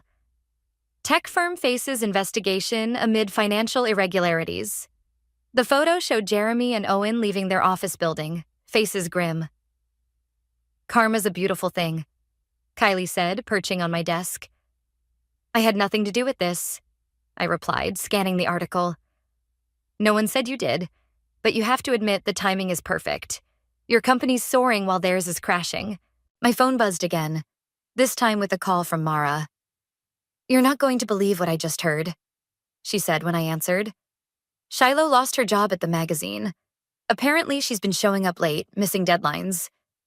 That's not my problem, I said, but something in my chest tightened. There's more. She and Jeremy have been fighting publicly. Last week at Riverside Restaurant, they caused such a scene that management had to ask them to leave. I ended the call quickly, not wanting to hear more. Success was supposed to make me feel better, not worse. My sister's downfall shouldn't matter to me anymore. Sophia? Drew appeared in my doorway, looking sharp in his business suit. Ready for dinner? During dinner at our favorite Italian restaurant, Drew couldn't contain his excitement. The Silicon Valley deal is happening. They want both our companies involved in the expansion. That's incredible, I said, reaching for his hand across the table. When do they want to start? That's the thing. They want us in California next week for preliminary meetings. He squeezed my hand. I was thinking maybe we could extend the trip, make it personal as well as professional. Before I could respond, a commotion erupted near the entrance. I turned to see Owen arguing with the maitre d'. I need to speak with Sophia, Owen was saying, his voice carrying across the restaurant. It's urgent. Drew started to stand, but I placed a hand on his arm. I'll handle this. I approached Owen, who looked disheveled. Nothing like the polished businessman I remembered. Whatever this is, it can wait until business hours. Jeremy's going to lose everything, Owen said, his voice desperate. The investigation... We need your help, Sophia. Your expertise could save the company. My expertise? I laughed coldly. The same expertise Jeremy dismissed when we were married? When he said my success was just luck? People make mistakes. He knows that now. Yes, they do. And now he's making more of them. I stepped closer, lowering my voice. Tell Jeremy that karma doesn't need my help. It's doing just fine on its own. As I turned to walk away, Owen grabbed my arm. Shiloh's pregnant. The words hit me like a physical blow. I pulled my arm free, aware of Drew watching from our table. Congratulations to them both, I said, my voice steady despite the roaring in my ears. Now leave before I call security. Back at the table, Drew didn't ask questions. He just poured more wine and said, About that California trip. Yes, I said, surprising both of us. Let's extend it. I think I need a change of scenery. Later that night in my apartment, I found myself looking at old photos of Shiloh and me as kids. My phone lit up with a text from an unknown number, Jeremy this time. Please help us, for Shiloh's sake. I blocked the number and opened my laptop instead. The business news was full of speculation about Jeremy and Owen's company. According to inside sources, the investigation was just the tip of the iceberg. My phone rang again. Kylie this time. Sophia, you won't believe who just reached out to our HR department about a job. Owen's wife. She says she has dirt on both Owen and Jeremy that could help us land their biggest clients. I closed my eyes, thinking about the baby Shiloh was carrying, my niece or nephew. Then I thought about the night Jeremy confessed his love for her, about all the nights I'd cried myself to sleep afterward. Tell HR to set up the interview, I said finally. But make it clear, we're not interested in dirt. We win clients through excellence, not exploitation. After hanging up, I packed my bag for California. Sometimes the best revenge isn't about destroying your enemies. It's about building yourself up so high they can't reach you anymore. And right now, with Drew by my side and my business thriving, I was soaring. The California sun streamed through the conference room windows as I wrapped up my presentation. The Silicon Valley executives were nodding, clearly impressed. Drew squeezed my hand under the table as the CEO stood up. Outstanding, Sophia. We'd like to move forward immediately. Back in our hotel room, Drew popped champagne while I kicked off my heels. You were amazing in there, he said, handing me a glass. My phone buzzed. Kylie's name flashing on the screen. Sophia, turn on the business news. Now. Drew grabbed the remote and suddenly Jeremy's face filled the screen. He looked haggard, standing outside his office building surrounded by reporters. Allegations of fraud and embezzlement. Mr. Johnson has been taken into custody and sources say more arrests are pending. Holy shit, Drew whispered. My phone exploded with notifications. Mara, are you watching this? Trisha, call me ASAP. And then a text from my mother. Shiloh's in the hospital. Please come home. I have to go back, I told Drew, already packing my suitcase. I'll come with you. No, stay. Finish the deal. I kissed him quickly. I'll handle this. 6 hours later, I walked into the hospital waiting room. My mother rushed to hug me, her face tear-stained. She's asking for you. What happened? The stress. The baby. She couldn't finish the sentence. I found Shiloh in a private room, curled on her side, looking smaller than I'd ever seen her. When she saw me, her eyes filled with tears. I lost the baby, she whispered. I stood frozen in the doorway, all my carefully constructed walls crumbling. I'm sorry. Jeremy's being arrested tomorrow. She wiped her eyes. He knew what Owen was doing. He helped cover it up. Why are you telling me this? Because I need my sister back. Her voice broke. I know we can never go back to how things were, but I miss you so much it hurts. I sat on the edge of her bed, maintaining distance. You broke my heart, Shiloh. Both of you did. I know, and I'll regret it for the rest of my life. She reached for my hand. But you're the strong one. You always have been. I need your strength now. Before I could respond, my phone rang. Kylie again. Owen's wife just left the interview. Sophia, they were running a Ponzi scheme. Jeremy and Owen were using client funds to cover personal debts. It's worse than anyone thought. I ended the call and looked at my sister. Did you know? She shook her head. I suspected something was wrong, but Jeremy wouldn't tell me anything. He just kept getting more paranoid, more controlling. A nurse appeared with discharge papers. Shiloh's hands shook as she tried to sign them. Where are you going to go? I asked. Mom and Dad's, I guess. I can't go home. Reporters are everywhere. I heard Trisha's voice in my head. Sometimes the best revenge is rising above. I took a deep breath. Come stay with me. Shiloh's head snapped up. What? Not forever, just until you figure things out. I took the papers from her trembling hands and signed where indicated. But we need to be clear, this doesn't fix everything. I know. Back at my apartment, I made up the guest room while Shiloh showered. My phone rang. Drew. The deal's done, he said. How are you holding up? I don't know. I sank onto my couch. Drew, I let Shiloh stay with me. A pause. Are you sure that's wise? No, but she's still my sister, and that's why I love you, he said softly. It was the first time he'd said those words. Before I could respond, breaking news alerts flooded my phone. Jeremy had been arrested trying to flee the country. The company was declaring bankruptcy. Thousands of clients' savings were gone. Shiloh emerged from the guest room wearing borrowed pajamas. I saw the news, she said quietly.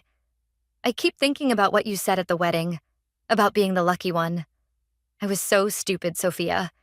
I threw away the best sister in the world for a man who turned out to be a criminal. I looked at her. Really looked at her. The designer clothes and perfect makeup were gone. She was just my little sister again. Lost and broken. We can't go back, I said finally. But maybe we can go forward. My phone buzzed with another message from Drew. Coming home tomorrow. We'll figure this out together. Looking at my sister's tear-stained face, I realized something important. True revenge isn't about watching your enemies fall. It's about being strong enough to stay standing when they do. And sometimes it's about being strong enough to help others stand back up, even when they've hurt you. 2 weeks after Shiloh moved in, I stood in my kitchen watching her attempt to make breakfast. The smell of burning toast filled the air. I'm sorry, she said, dumping another blackened slice into the trash. I never had to cook before. That's because you always had someone doing everything for you, I replied, then immediately regretted my tone when I saw her face fall. The doorbell rang, saving us from the awkward moment. It was Drew, carrying coffee and proper breakfast from our favorite cafe. My hero, I said, kissing him hello. I figured you two could use a real breakfast, he said, setting down the bags. Especially today. Today, Jeremy's arraignment. Shiloh's hands trembled as she reached for a coffee cup. You don't have to go, I told her. Yes, I do. She straightened her shoulders. I need to see it for myself. My phone buzzed. Mara was calling. Turn on the news. You've been nominated for Businesswoman of the Year. Drew had already grabbed the remote. There I was on screen, my professional headshot next to the award logo. The announcer was talking about my company's meteoric rise and innovative approach to digital transformation. Sophia, Shiloh whispered, that's amazing. Before I could respond, my mother burst through the door. She still had a key from checking on my plants. Have you seen the news? She demanded, then stopped short seeing us all in the kitchen. Oh, you're having breakfast together. Mom, Shiloh started, but our mother cut her off. I don't understand how you can sit here playing happy families when your husband is being arraigned for fraud today.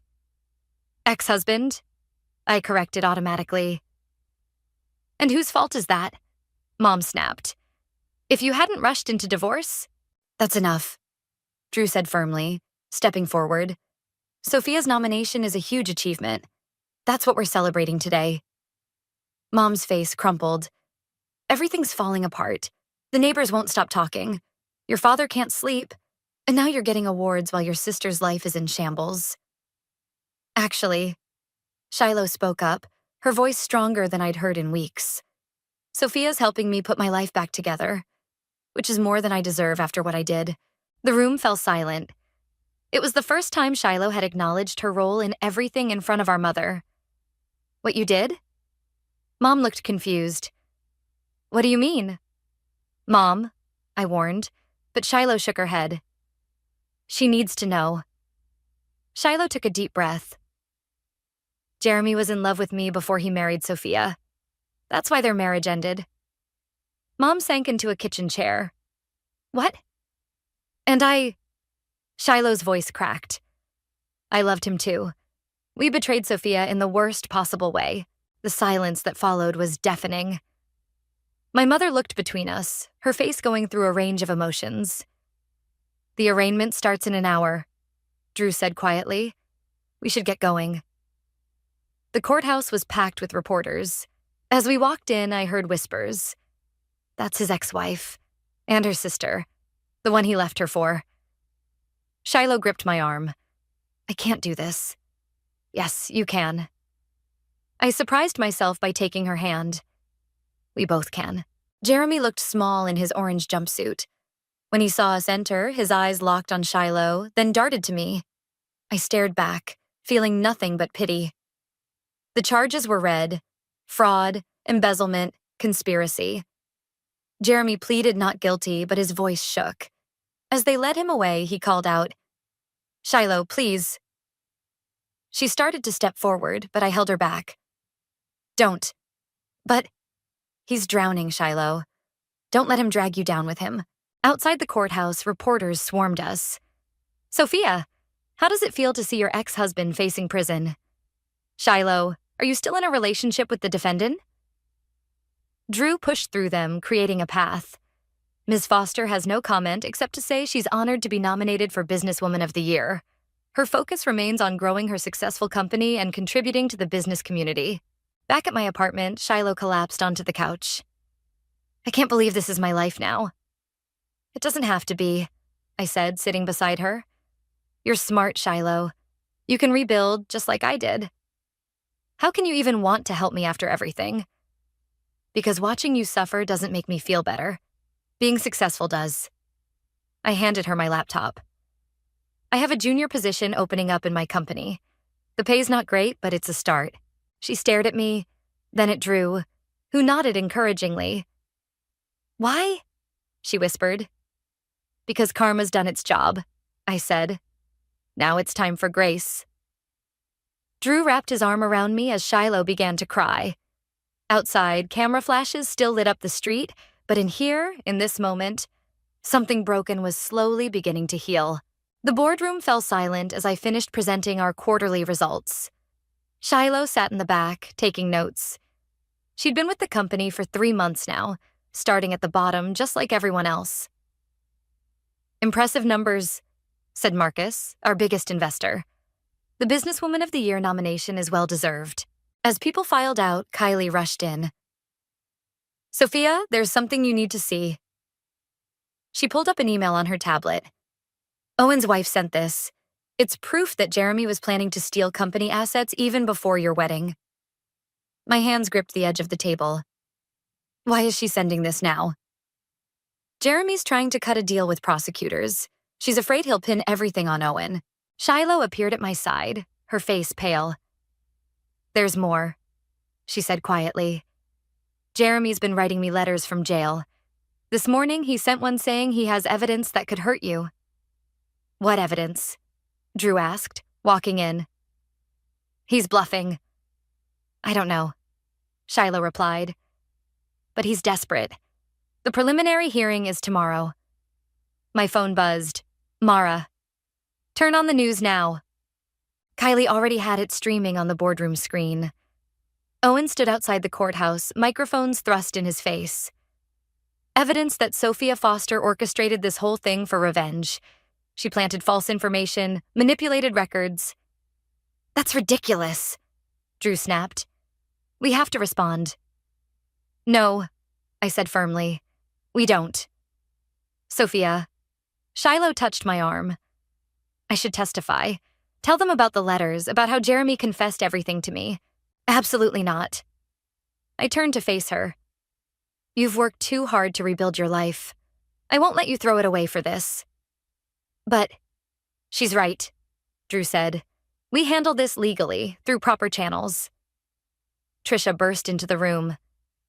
Emergency board meeting in an hour. Owen's accusations are causing stock volatility. I straightened my jacket. Then we better be ready. As everyone filed out to prepare, Shiloh stayed behind. I need to show you something. She pulled out her phone, showing me a text from Jeremy. Tell Sophia I'm sorry. For everything. But I can't go to prison. He's going to do something stupid, she whispered. Before I could respond, Kylie rushed back in. Sophia, reporters are in the lobby. Lots of them. Use the back exit, Drew said, grabbing my briefcase. I'll handle the press. In the parking garage, Shiloh and I hurried toward my car. A figure stepped out from behind a pillar, Jeremy's father. Please, he said, his voice breaking. Help my son. Mr. Lawson, I started, but he cut me off. He's sick, Sophia. He needs treatment, not prison. If you speak on his behalf. Your son committed fraud, I said firmly. He stole people's life savings. That's not illness, that's choice. He loves you both so much, the old man pleaded, looking between Shiloh and me. It tore him apart. No, Shiloh stepped forward. He loved himself more than anyone.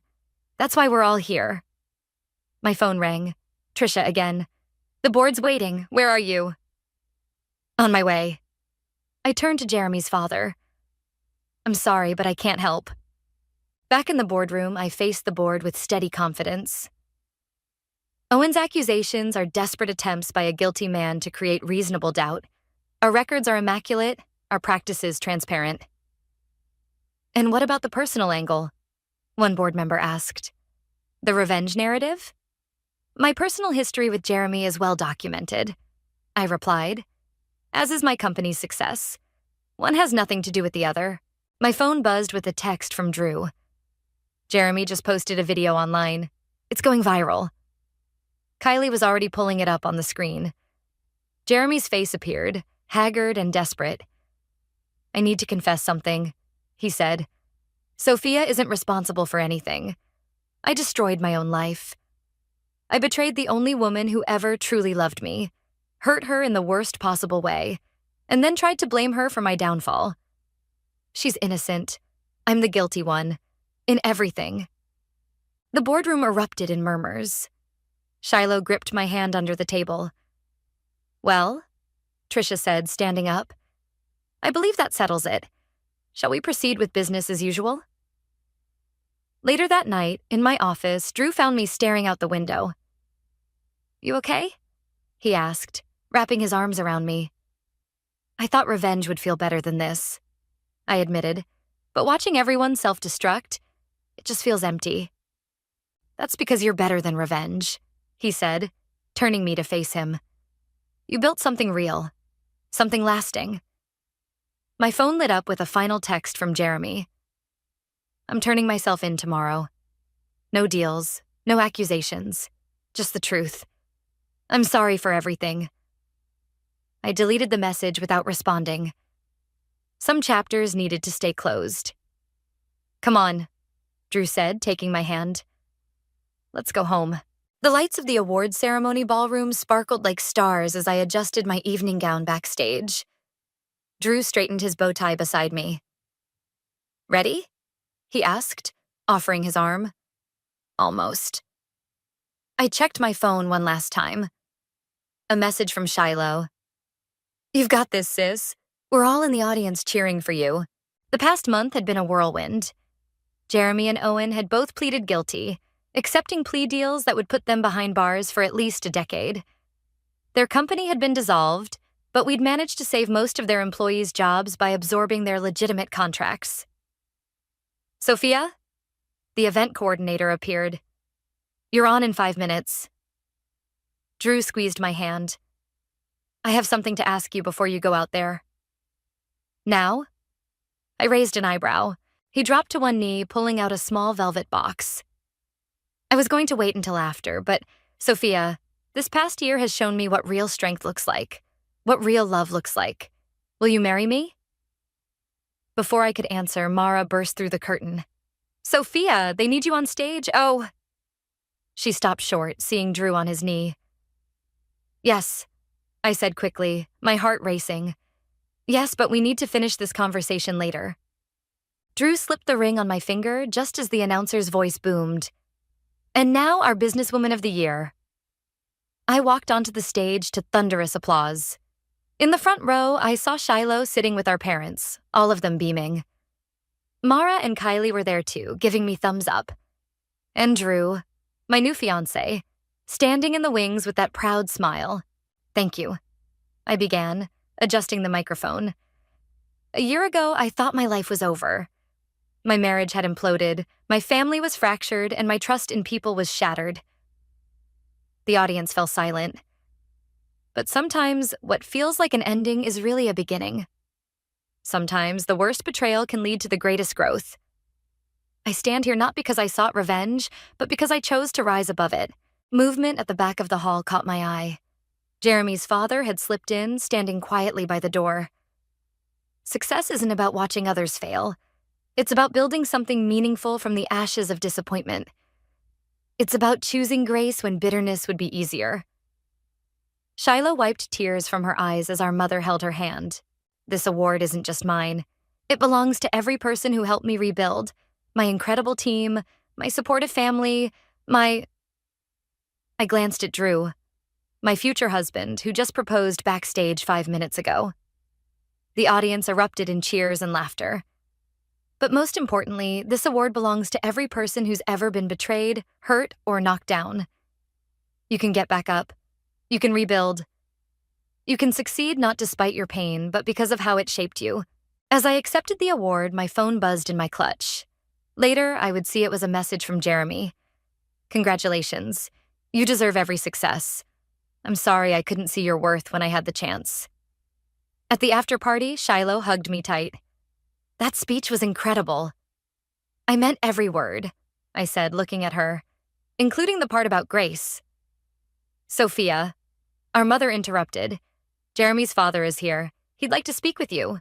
I found him by the bar, looking older than I remembered. Congratulations, he said softly. Thank you for coming.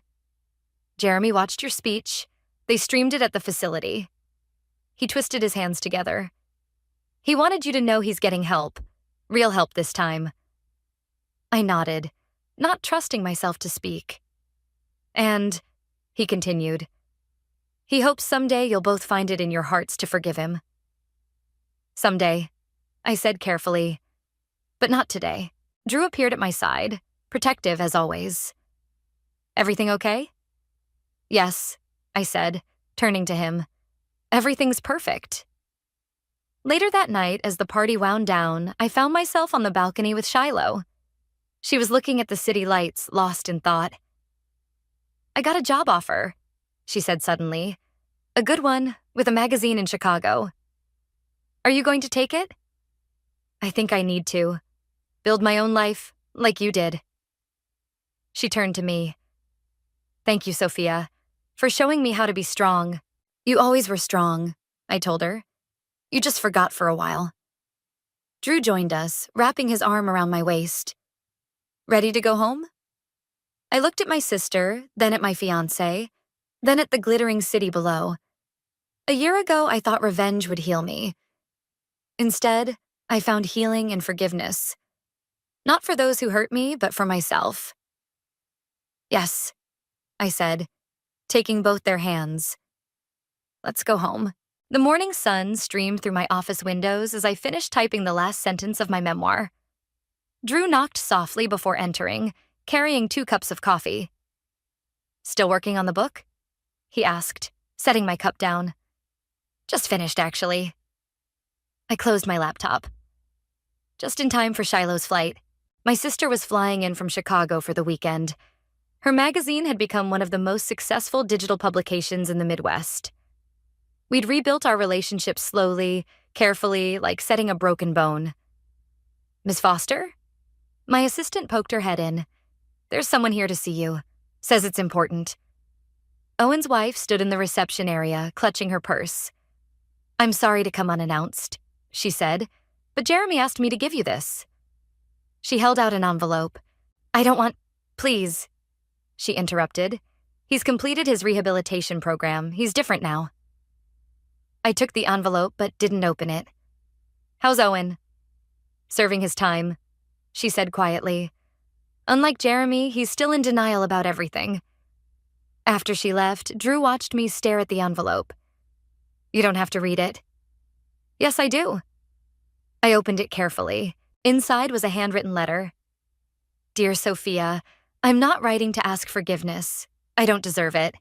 I'm writing to thank you. Your success showed me what real strength looks like. Your grace showed me what real character looks like. I'll spend the rest of my life trying to be worthy of having once been loved by someone like you. Jeremy. My phone buzzed.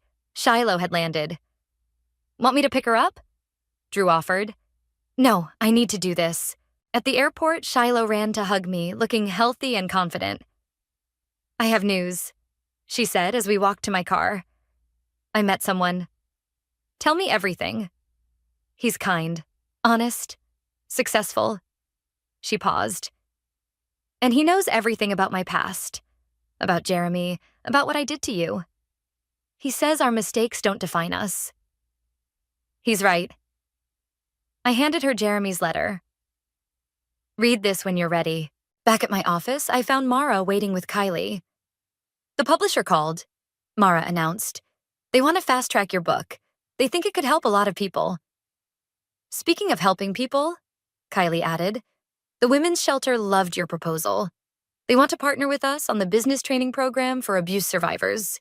I looked around my office, at the Businesswoman of the Year award, at the photo of Drew and me at our engagement party, at the sister I'd almost lost but found again. Sophia? Drew appeared in the doorway. Your mother's here. Mom walked in, carrying a familiar-looking box. I found this in the attic, she said, setting it down. Your old journals from right after everything. I opened the box, finding the tear-stained pages I'd poured my heart into during those dark days. I was so angry then, I said softly. You had every right to be, Mom replied. But look what you built from that anger. Shiloh picked up one of the journals. We should include these in your book. Show people how far you've come. How far we've all come, I corrected. My phone lit up with a message from Trisha. Just heard Jeremy's getting released early for good behavior. You okay? I looked at Drew, who read the message over my shoulder. Whatever you need, he said quietly. I need to finish my book, I replied, opening my laptop again. People need to know that rock bottom can become a foundation. Shiloh read the final paragraph over my shoulder. Revenge is like holding on to a burning coal, hoping the other person feels the heat. True power comes from letting go, not because they deserve forgiveness, but because you deserve peace. My story isn't about the betrayal anymore. It's about what I built after the breaking. It's perfect, she whispered. Drew gathered everyone for dinner at our favorite restaurant, the same one where Owen had once begged for help. As we celebrated Shiloh's success and my book deal, I realized something profound. Happiness isn't about getting even. It's about getting better. To new beginnings, Drew proposed a toast. And to old wounds that became wisdom, I added. Shiloh raised her glass last. To sisters who became stronger than their scars. As we clinked glasses, I felt the weight of Jeremy's letter in my purse. Tomorrow, I would file it away with my old journals, not to forget, but to remember how far I'd come. Some chapters end in tragedy, others in triumph. Mine had ended in transformation, and that was the sweetest revenge of all. The divorce papers arrived on my 30th birthday, delivered by courier to my front door with a pink sticky note attached. "Happy birthday, dear," it read in Monica's perfect cursive handwriting. My hands trembled as I held the envelope, still standing in the doorway of the mansion I'd called home for the past 5 years. My name is Cassandra, and this was my mother-in-law's idea of a birthday present. I walked to the kitchen counter, my heels clicking against the marble floor, each step echoing in the empty house. Warren, my soon-to-be ex-husband, hadn't been home in 3 days. "Working late," he'd said, but we both knew better. My phone buzzed. Speaking of the devil, Monica's name flashed across the screen. "Did you receive my little surprise?" Her voice dripped with false sweetness. "You really outdid yourself this time," I replied, keeping my voice steady despite the rage building inside me. "Most people just send flowers." "Oh, darling, I thought it was time to stop pretending. You never did fit into this family, did you? Warren needs someone more suitable." I gripped the counter until my knuckles turned white. "Someone you can control, you mean? I'll expect you to vacate the house by the end of the week. Do try to leave it in better condition than you found it." The line went dead. I slammed the papers down and grabbed a bottle of wine from the rack, one of Monica's precious imports. As I poured myself a glass, my phone buzzed again. Unknown number this time. "Hello?" "Happy birthday, sis. Heard Mommy Dearest finally made her move." I nearly dropped my glass. "Gemma? The one and only black sheep of the Palmer family." She laughed, but there was an edge to it. "Listen, I know we've never been close, but I think it's time we had a chat. I have some information you might find interesting." I took a long sip of wine. "I'm listening." "Not over the phone. Meet me at the Blue Room in an hour. Trust me, you'll want to hear this in person." After hanging up, I headed upstairs to change. In the master bedroom, I opened my closet to find half of it already emptied. Warren's clothes gone without a word. Something caught my eye at the back of his side, an old leather briefcase I'd never seen before, partially hidden behind a shoe rack. Inside, I found stacks of documents, yellowed with age, bank statements, letters, and what looked like private investigator reports. As I skimmed through them, my heart started racing. Names I recognized jumped out at me, along with numbers that made my eyes widen. My phone buzzed again, Gemma reminding me of our meeting. I quickly photographed several pages, stuffed the briefcase back where I found it, and grabbed my purse. Before leaving, I stood in front of the giant mirror in the foyer, the one Monica had gifted us for our wedding. I wiped away the mascara smudges under my eyes and reapplied my lipstick. The woman staring back at me wasn't the same one who'd walked down the aisle 5 years ago, starry-eyed and naive. "Game on, Monica," I whispered to my reflection.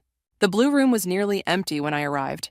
Gemma sat in a corner booth, her wild red hair a stark contrast to the Palmer family's perfectly polished appearance. She stood when she saw me, revealing ripped jeans and a vintage t-shirt that would have given Monica an aneurysm. "Well, if it isn't my favorite sister-in-law," she said, pulling me into an unexpected hug. "Though I guess we won't be in-laws much longer." "I'm your only sister-in-law," I replied, sliding into the booth. "Not true. There's Felicity, but she's about as interesting as watching paint dry." Gemma signaled the waiter. "2 martinis, extra dirty." She turned back to me, her expression suddenly serious. "So, tell me about the papers Monica served you. How did you even know about those?" "I make it my business to know what that woman is up to." Gemma leaned forward. "But more importantly, what did you find in Warren's closet?" I stared at her. "How did you—" "Because I'm the one who left that briefcase there." She smiled, but it wasn't friendly. It was calculating. I've been waiting for the right moment and the right ally. Monica thinks she can just throw people away when they don't fit her perfect picture. It's time someone showed her what that feels like. The waiter arrived with our martinis. I took a long sip, studying Gemma's face. "What exactly are you proposing?" "Simple," she said, raising her glass. "We're going to tear down everything Monica holds dear. Her reputation, her social standing, her perfect family facade, and we're going to use those documents to do it." I clinked my glass against hers, Monica's cruel smile flashing in my mind. "Tell me more." "You want to know why I was really cut off?" Gemma asked, spreading the documents across her apartment's coffee table. "It wasn't because I dropped out of law school like Monica told everyone. I sat cross-legged on her floor, surrounded by paper trails and old photographs. The contrast between Gemma's cozy, artistic loft and the Palmer mansion couldn't have been starker. Here, paint-splattered canvases lined the walls, and the air smelled of coffee and oil paints instead of Monica's suffocating designer perfume. I found these, Gemma continued, pulling out a stack of letters. Monica had been embezzling from Dad's company for years. When I confronted her, she gave me a choice: keep quiet and play along or get cut off. I chose option 3, told her to go to hell. But Killian, your dad, he must have known? Gemma laughed bitterly. Dad's been under her thumb since before I was born, but that's not even the best part. She handed me a manila envelope. Open it. Inside were surveillance photos dated 15 years ago. Monica, significantly younger but unmistakable, in intimate situations with a man who wasn't Killian. Holy shit, I whispered. That's Richard Martinez, Dad's former business partner. The affair lasted 3 years. When he threatened to tell Dad, she orchestrated his complete financial ruin. He died in a car accident 6 months later. My hands shook as I set down the photos. Are you suggesting? I'm not suggesting anything. I'm just saying Monica will stop at nothing to protect her perfect image. Gemma stood and walked to her kitchen. Want something stronger than coffee? Before I could answer, my phone lit up with Warren's name. Where are you? He demanded when I answered. Mother says you haven't started packing. Your mother can... Don't, he sighed. Just come home. We need to talk. Now you want to talk? After serving me divorce papers through your mother on my birthday? Silence on his end. That's what I thought. I hung up. Gemma returned with 2 glasses of whiskey. Warren being Warren? He's always been her puppet.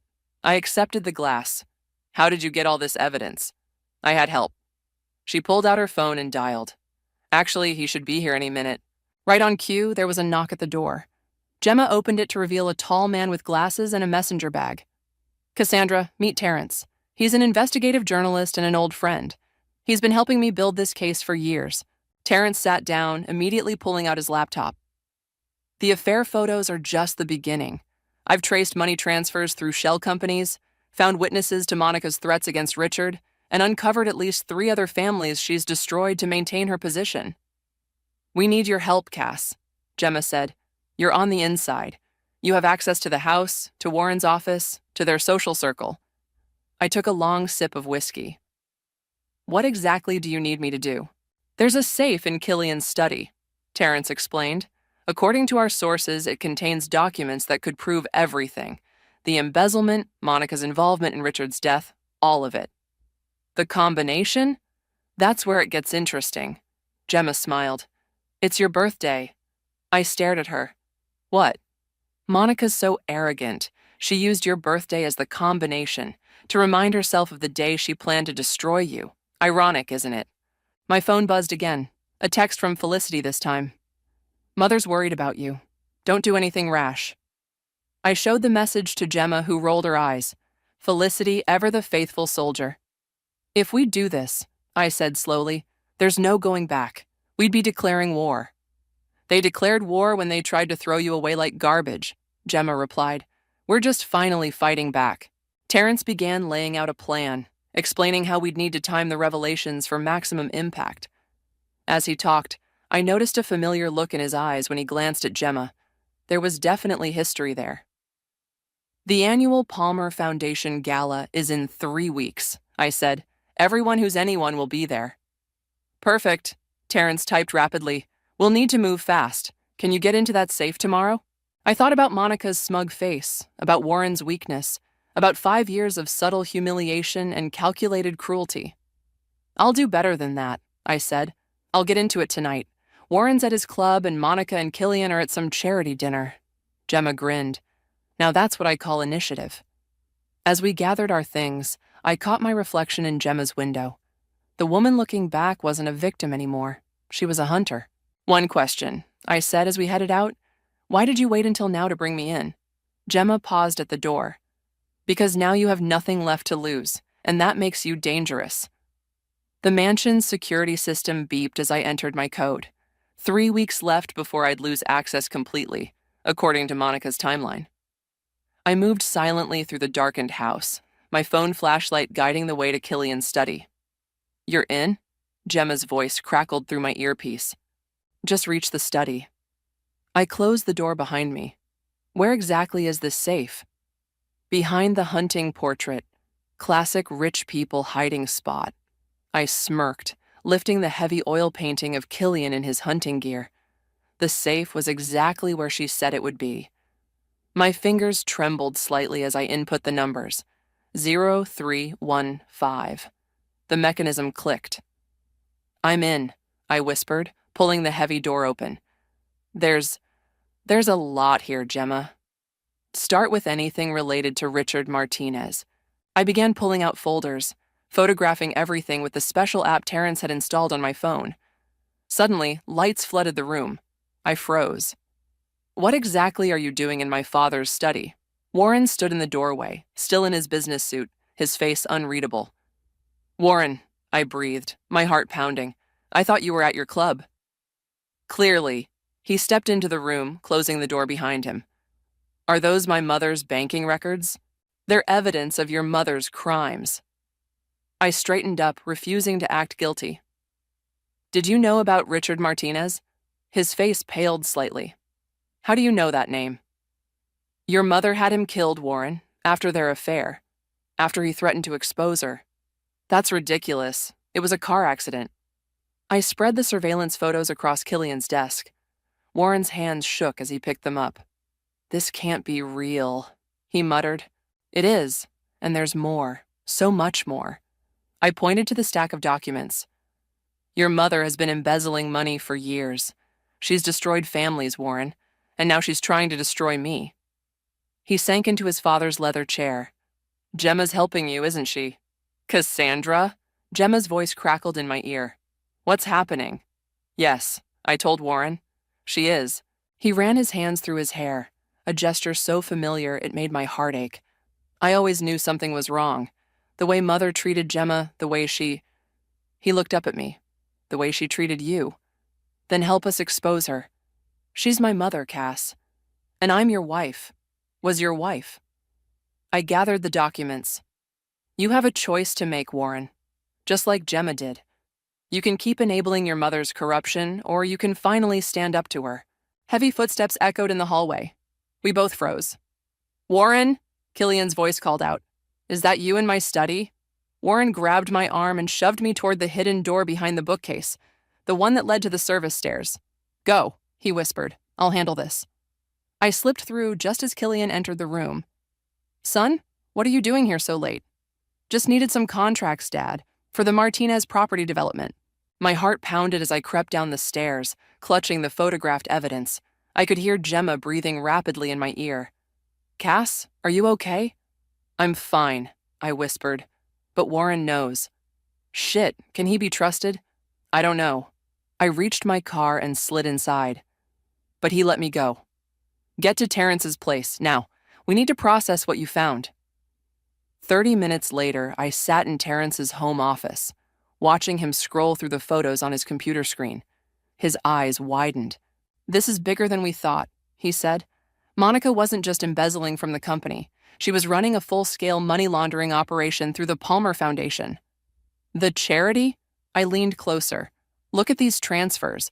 He pointed to a series of numbers. Millions moving through shell companies, then getting donated to the foundation, only to disappear into offshore accounts.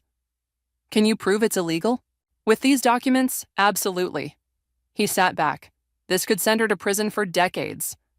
My phone buzzed. A text from Warren. "We need to talk, alone. Tomorrow morning, our spot in the park." "Warren wants to meet," I told them.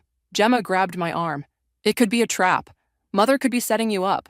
"No," I said, remembering the look in his eyes when he saw those photos. "He's struggling. This might be our chance to bring him to our side." "Or he could warn Monica," Terrence pointed out. "I have to try." I stood up. "He deserves a chance to choose the right side." "Like you chose?" Gemma asked softly. I thought about the divorce papers, about Monica's smug smile, about years of subtle degradation. "No," I replied. "Like you did, when you walked away with your integrity intact." Gemma hugged me fiercely. "Be careful tomorrow. Monica's not the only dangerous one in that family." I nodded, but my mind was already on tomorrow's meeting. Warren had always been our weak link, the one person who might still have a conscience under years of his mother's manipulation. Tomorrow would show us who he really was. The morning air was crisp as I approached our bench by the duck pond. Warren was already there, wearing his running clothes, just like he used to during our early morning meetups before Monica decided I was distracting him from his responsibilities. "You came alone?" he asked as I sat down. "Did you?" He nodded, tossing breadcrumbs to the ducks. "Mother's in crisis mode. Someone leaked information about the foundation to her. She's been making calls all morning. And you're here instead of helping her." I studied his profile. "Why?" "Because I keep seeing those photos in my head." He crushed the empty bread bag. "Richard was like an uncle to me. He used to take me fishing, taught me how to drive. Then one day he was just gone. Your mother—" "Don't." He stood abruptly. "I need to show you something. Come with me." I hesitated. "Where?" "My office. There's something you need to see." 20 minutes later, we walked into the empty Palmer Court building. Warren's corner office still had my touches, the art pieces I'd picked out, the plants I'd chosen. He went straight to his desk and pulled out a thick folder. "I found these last night after you left. I stayed up reading them." He spread the contents across his desk. Bank statements, transfer records, everything Mother did. But there's more. He pointed to several documents. "Dad's signature is forged on these. I know because I've been forging it for years under Mother's instructions. She told me it was to simplify things, to help the company run smoothly." "Warren, I'm complicit, Cass, in all of it." His voice cracked. "Every document I signed, every meeting I sat through nodding like a good son. I helped her build this house of cards." The door opened suddenly. Felicity stood there, her perfect blonde hair and designer suit a stark contrast to our tense atmosphere. "What's she doing here?" Felicity's eyes narrowed at me. "Warren, Mother's been trying to reach you."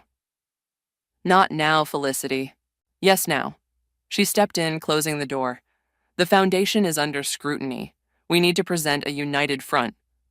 "United in covering up crimes?" I asked. "Crimes?" Felicity laughed, but it sounded hollow. "Is that what you're telling him? More lies to manipulate my brother?" "Show her," I told Warren. He hesitated, then handed Felicity the photos of Monica and Richard. She flipped through them, her face draining of color. "These are fake," she whispered. "They're not." Warren's voice was gentle. "You remember Richard fell. You remember how he disappeared." "No." She threw the photos down. "Mother wouldn't, she couldn't." "She did." I stood up. "And now she's trying to erase me, just like she erased him, just like she erased Gemma." "Gemma chose to leave," Felicity snapped. "Gemma chose the truth," Warren said quietly. "Maybe it's time we did too." Felicity's hands trembled as she gripped the back of a chair. "If this gets out, it will destroy everything. The company, our reputation, our lives. Your mother's already destroying lives," I said. "How many more Richard Martinez's are out there?" Warren's phone buzzed, Monica's face lighting up the screen. He stared at it, then declined the call. "If we do this," he said slowly, "we have to do it right. We need proof that will stand up in court." "We have proof," I said, "but we need your testimony too, both of you." Felicity sank into a chair. "She's our mother." "And she's a criminal," Warren replied. "We have to decide what matters more, protecting her or protecting justice." His phone buzzed again. This time it was a text from Monica. "The vultures are circling. Where are you? We need to handle this now." "She's planning something," Felicity said, reading over his shoulder. "She always has a contingency plan." "Then we need to move faster," I replied. "The foundation gala is in 2 weeks. Everyone who matters in this city will be there." "You want to expose her publicly?" Felicity looked horrified. "It's the only way to make sure she can't bury it," Warren said. "You know how she operates, Fel. If we give her any warning, any chance to spin this, she'll destroy everyone involved," Felicity finished. She stood up, smoothing her skirt. "I need time to think." "We don't have time," I said. "Your mother's already moving to contain this.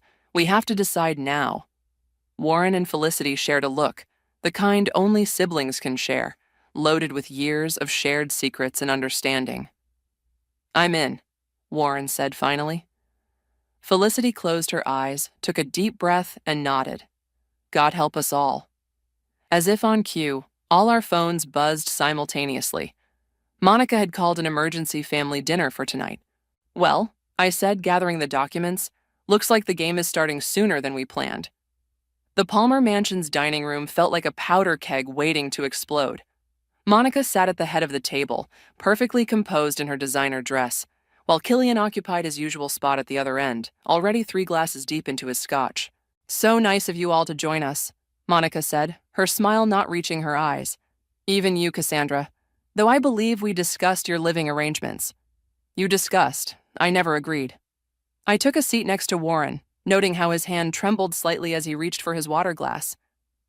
"Now then," Monica continued, "we have a situation that requires immediate attention. Someone has been spreading malicious rumors about our foundation." "Rumors?" Felicity's voice quavered slightly. "What kind of rumors?" "Nothing that can't be handled with the right approach." Monica's eyes fixed on me. "The question is, who would have access to such sensitive information?" The servant brought in the first course, Monica's favorite lobster bisque. No one touched their spoons. "Perhaps," I said, meeting her gaze, "someone finally decided to tell the truth about Richard Martinez." The silence that followed was deafening. Killian's glass stopped halfway to his mouth. "That name," Monica said softly, dangerously, "is not to be mentioned in this house." "Why?" Warren spoke up, his voice stronger than I expected. "Because of what you did to him?" "Warren." Monica's composure cracked slightly. "What has she been telling you?"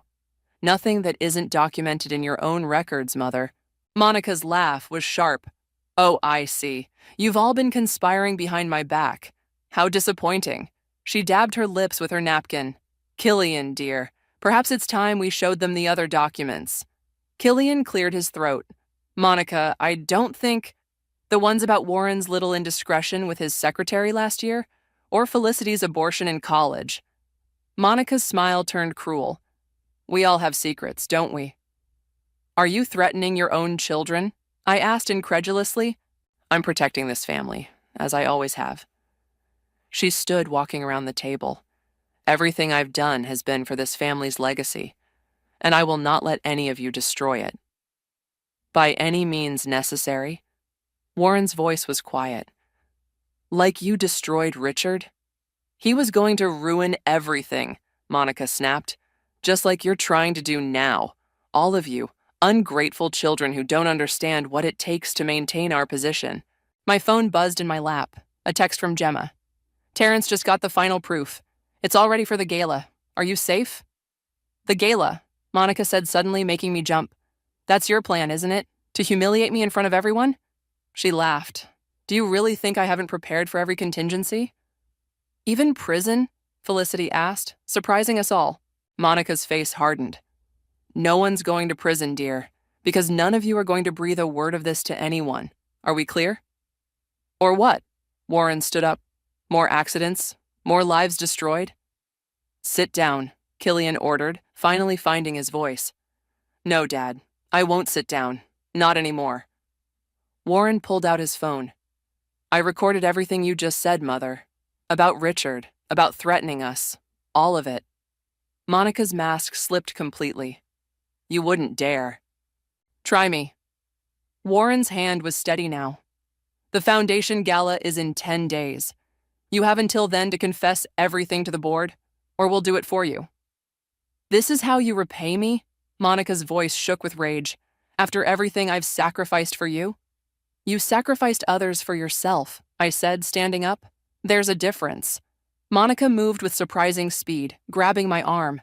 You turned my children against me." "No, Monica," Felicity said, rising. "You did that all by yourself." Warren gently but firmly removed his mother's hand from my arm. "We're leaving now, all of us. And if anything happens to any of us before the gala, that recording goes straight to the press." As we walked out, Monica's voice followed us.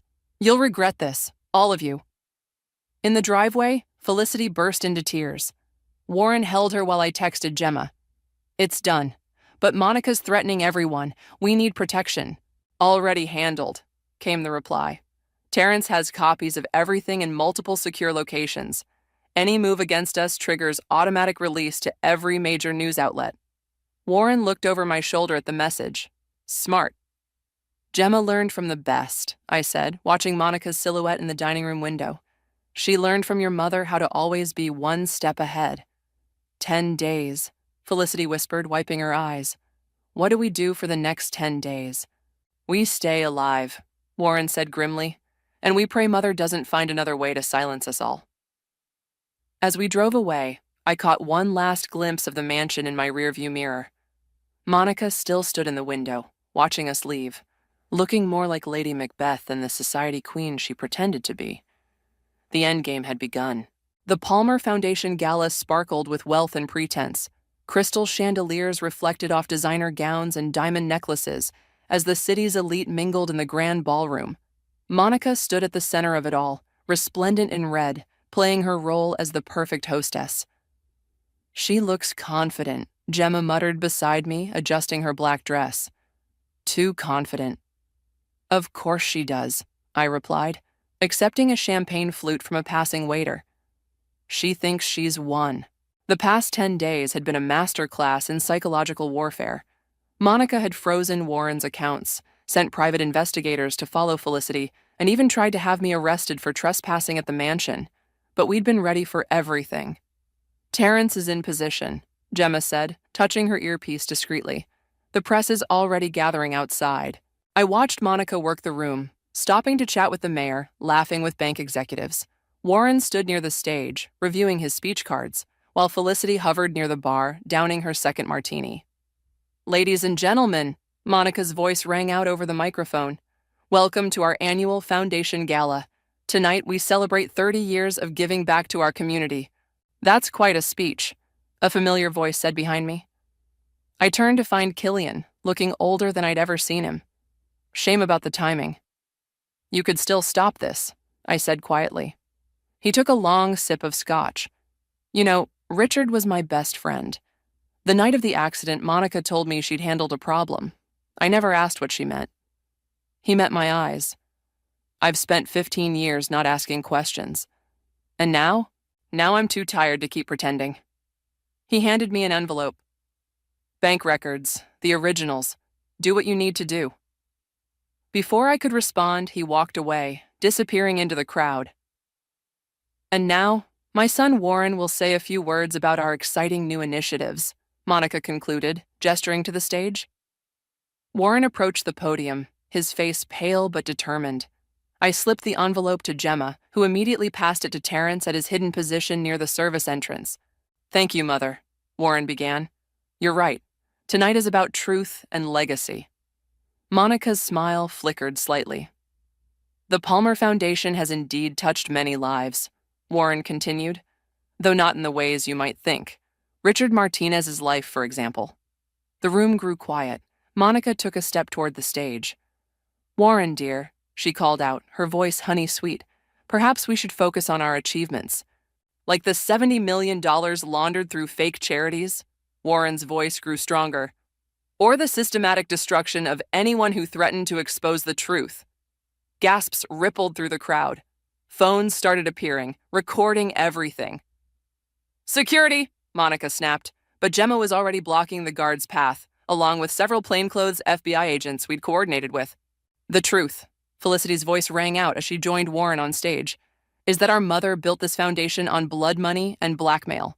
How dare you? Monica lunged for the stage, but I stepped in her path. It's over, Monica, I said quietly. You think you've won? She grabbed my arm, her perfectly manicured nails digging into my skin. I still have enough dirt to bury all of you. No, you don't. Gemma appeared beside us, holding up her phone. Check your private server. Everything's gone. Backed up to our secure locations, of course. Monica's face contorted with rage, just as camera flashes began exploding from the entrance. Terrence had timed the press perfectly. Ladies and gentlemen of the press, Warren's voice boomed over the speakers. We have evidence of decades of financial fraud, money laundering, and criminal conspiracy, including documentation related to the death of Richard Martinez. Monica screamed, a primal sound of fury and defeat. She lunged at me again, but this time, federal agents were faster. Monica Palmer, one announced, you're under arrest for fraud, money laundering, and conspiracy to commit murder. As they led her away in handcuffs, she locked eyes with me. "I should have destroyed you the day Warren brought you home." "You tried," I replied. "You failed." The ballroom had erupted into chaos. Reporters shouted questions. Photographers' flashes lit up the room, and society ladies clutched their pearls in shock.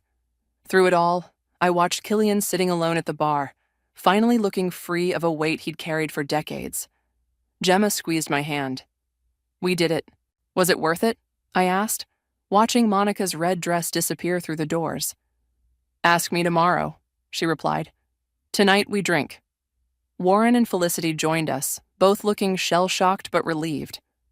"Mother always said the foundation gala was about making headlines," Felicity said with a weak laugh. "Well," I raised my champagne glass, "here's to giving her exactly what she wanted." Outside, the press crews were setting up for live broadcasts, ready to tell the world how the mighty Palmer Empire had fallen. But in that moment, surrounded by my unlikely allies, I felt nothing but peace. The truth, as they say, had finally set us free. The morning after the gala, I sat in Terrence's office watching the media frenzy unfold across multiple screens. Every news channel showed Monica's arrest on loop, interspersed with photos of Richard Martinez and infographics detailing the foundation's fraud. "They're calling it the scandal of the decade," Terrence said, tossing another newspaper onto his desk. "The FBI's investigation is expanding by the hour." Warren walked in, looking exhausted in his rumpled suit. "They're questioning Dad now. He's telling them everything." "How are you holding up?" I asked. "Better than Felicity. She's at home with her anxiety medication. The press won't leave her doorstep." He collapsed into a chair. "Mother's lawyers are already working on bail."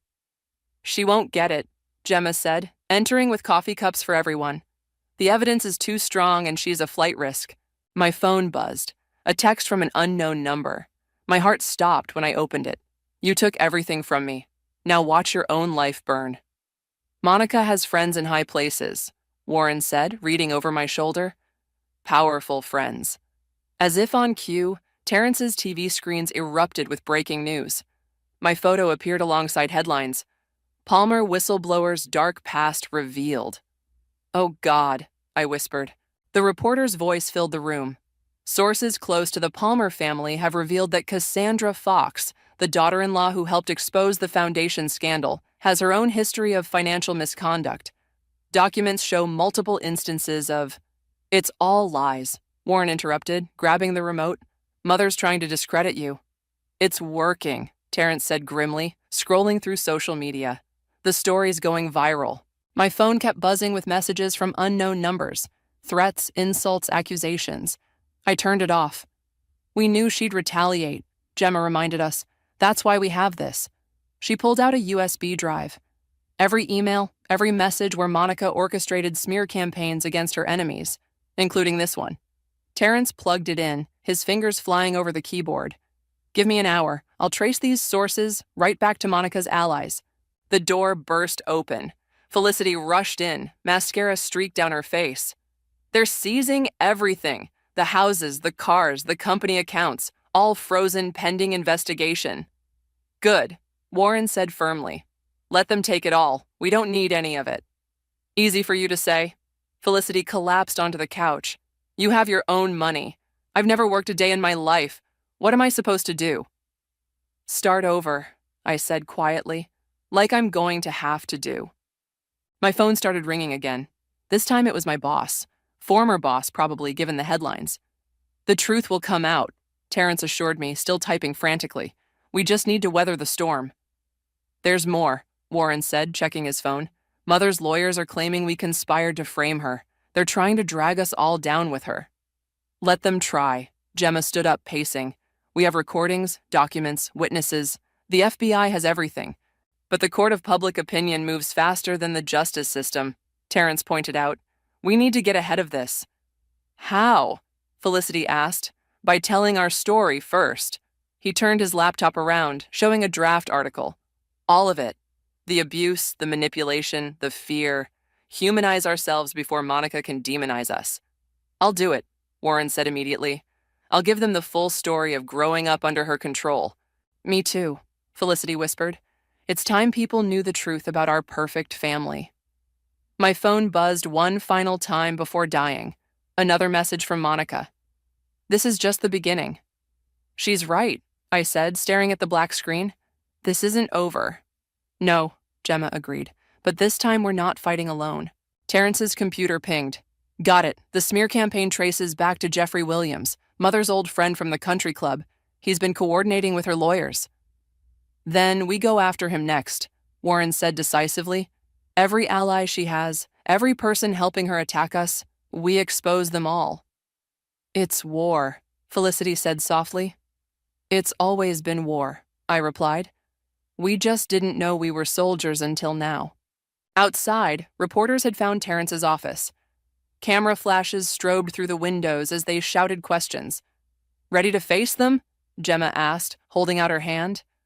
I took it, feeling stronger with my unlikely family around me. Together? Warren grabbed his suit jacket. Together. As we prepared to face the media circus outside, I caught my reflection in the window. The woman looking back wasn't Monica's victim anymore. She was a survivor, a fighter, and she was ready for whatever came next. Let's show them what real strength looks like, I said, reaching for the door. The courthouse steps were packed with reporters as Monica was led out in handcuffs. Her designer suit had been replaced by prison orange, her perfectly styled hair now limp and graying. She held her head high, but her eyes told a different story. Guilty on all counts, Warren said beside me, his voice tight with emotion. 25 years. The mighty fall hard, Gemma murmured, squeezing my hand. Monica's eyes locked with mine as she passed. For a moment, I saw something I'd never seen before in them. Defeat. Then she was gone, swallowed by the waiting police vehicle. Ms. Fox, reporters shouted, how does it feel to be vindicated after the smear campaign? The truth speaks for itself, I replied, using the line Terrence had prepared. The evidence was clear. Back at Gemma's loft, we opened the champagne we'd been saving. Felicity arrived last, carrying a familiar leather briefcase. Found this in Mother's secret vault, she said, setting it down. There's something you should see, Cass. Inside was a file with my name on it. Documents dating back to before I met Warren. Background checks, surveillance photos, notes in Monica's precise handwriting. She was vetting you from the start, Felicity explained, looking for weaknesses she could exploit. But you know what she found? Nothing. It drove her crazy that she couldn't control you. Speaking of control, Warren pulled out an envelope. The divorce papers. I never filed them. I stared at the envelope. What are you saying? I'm saying I'd like to try again. Without Mother's influence, without the lies. He took my hand. The real us, this time. Warren, I started, but Gemma interrupted. Before you answer that, she said, there's something else you should know. She nodded to Terrence, who pulled out his laptop. The Foundation's legitimate charitable works, he said.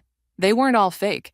Some of the programs actually helped people. I think we could rebuild it, the right way this time. We? Felicity asked.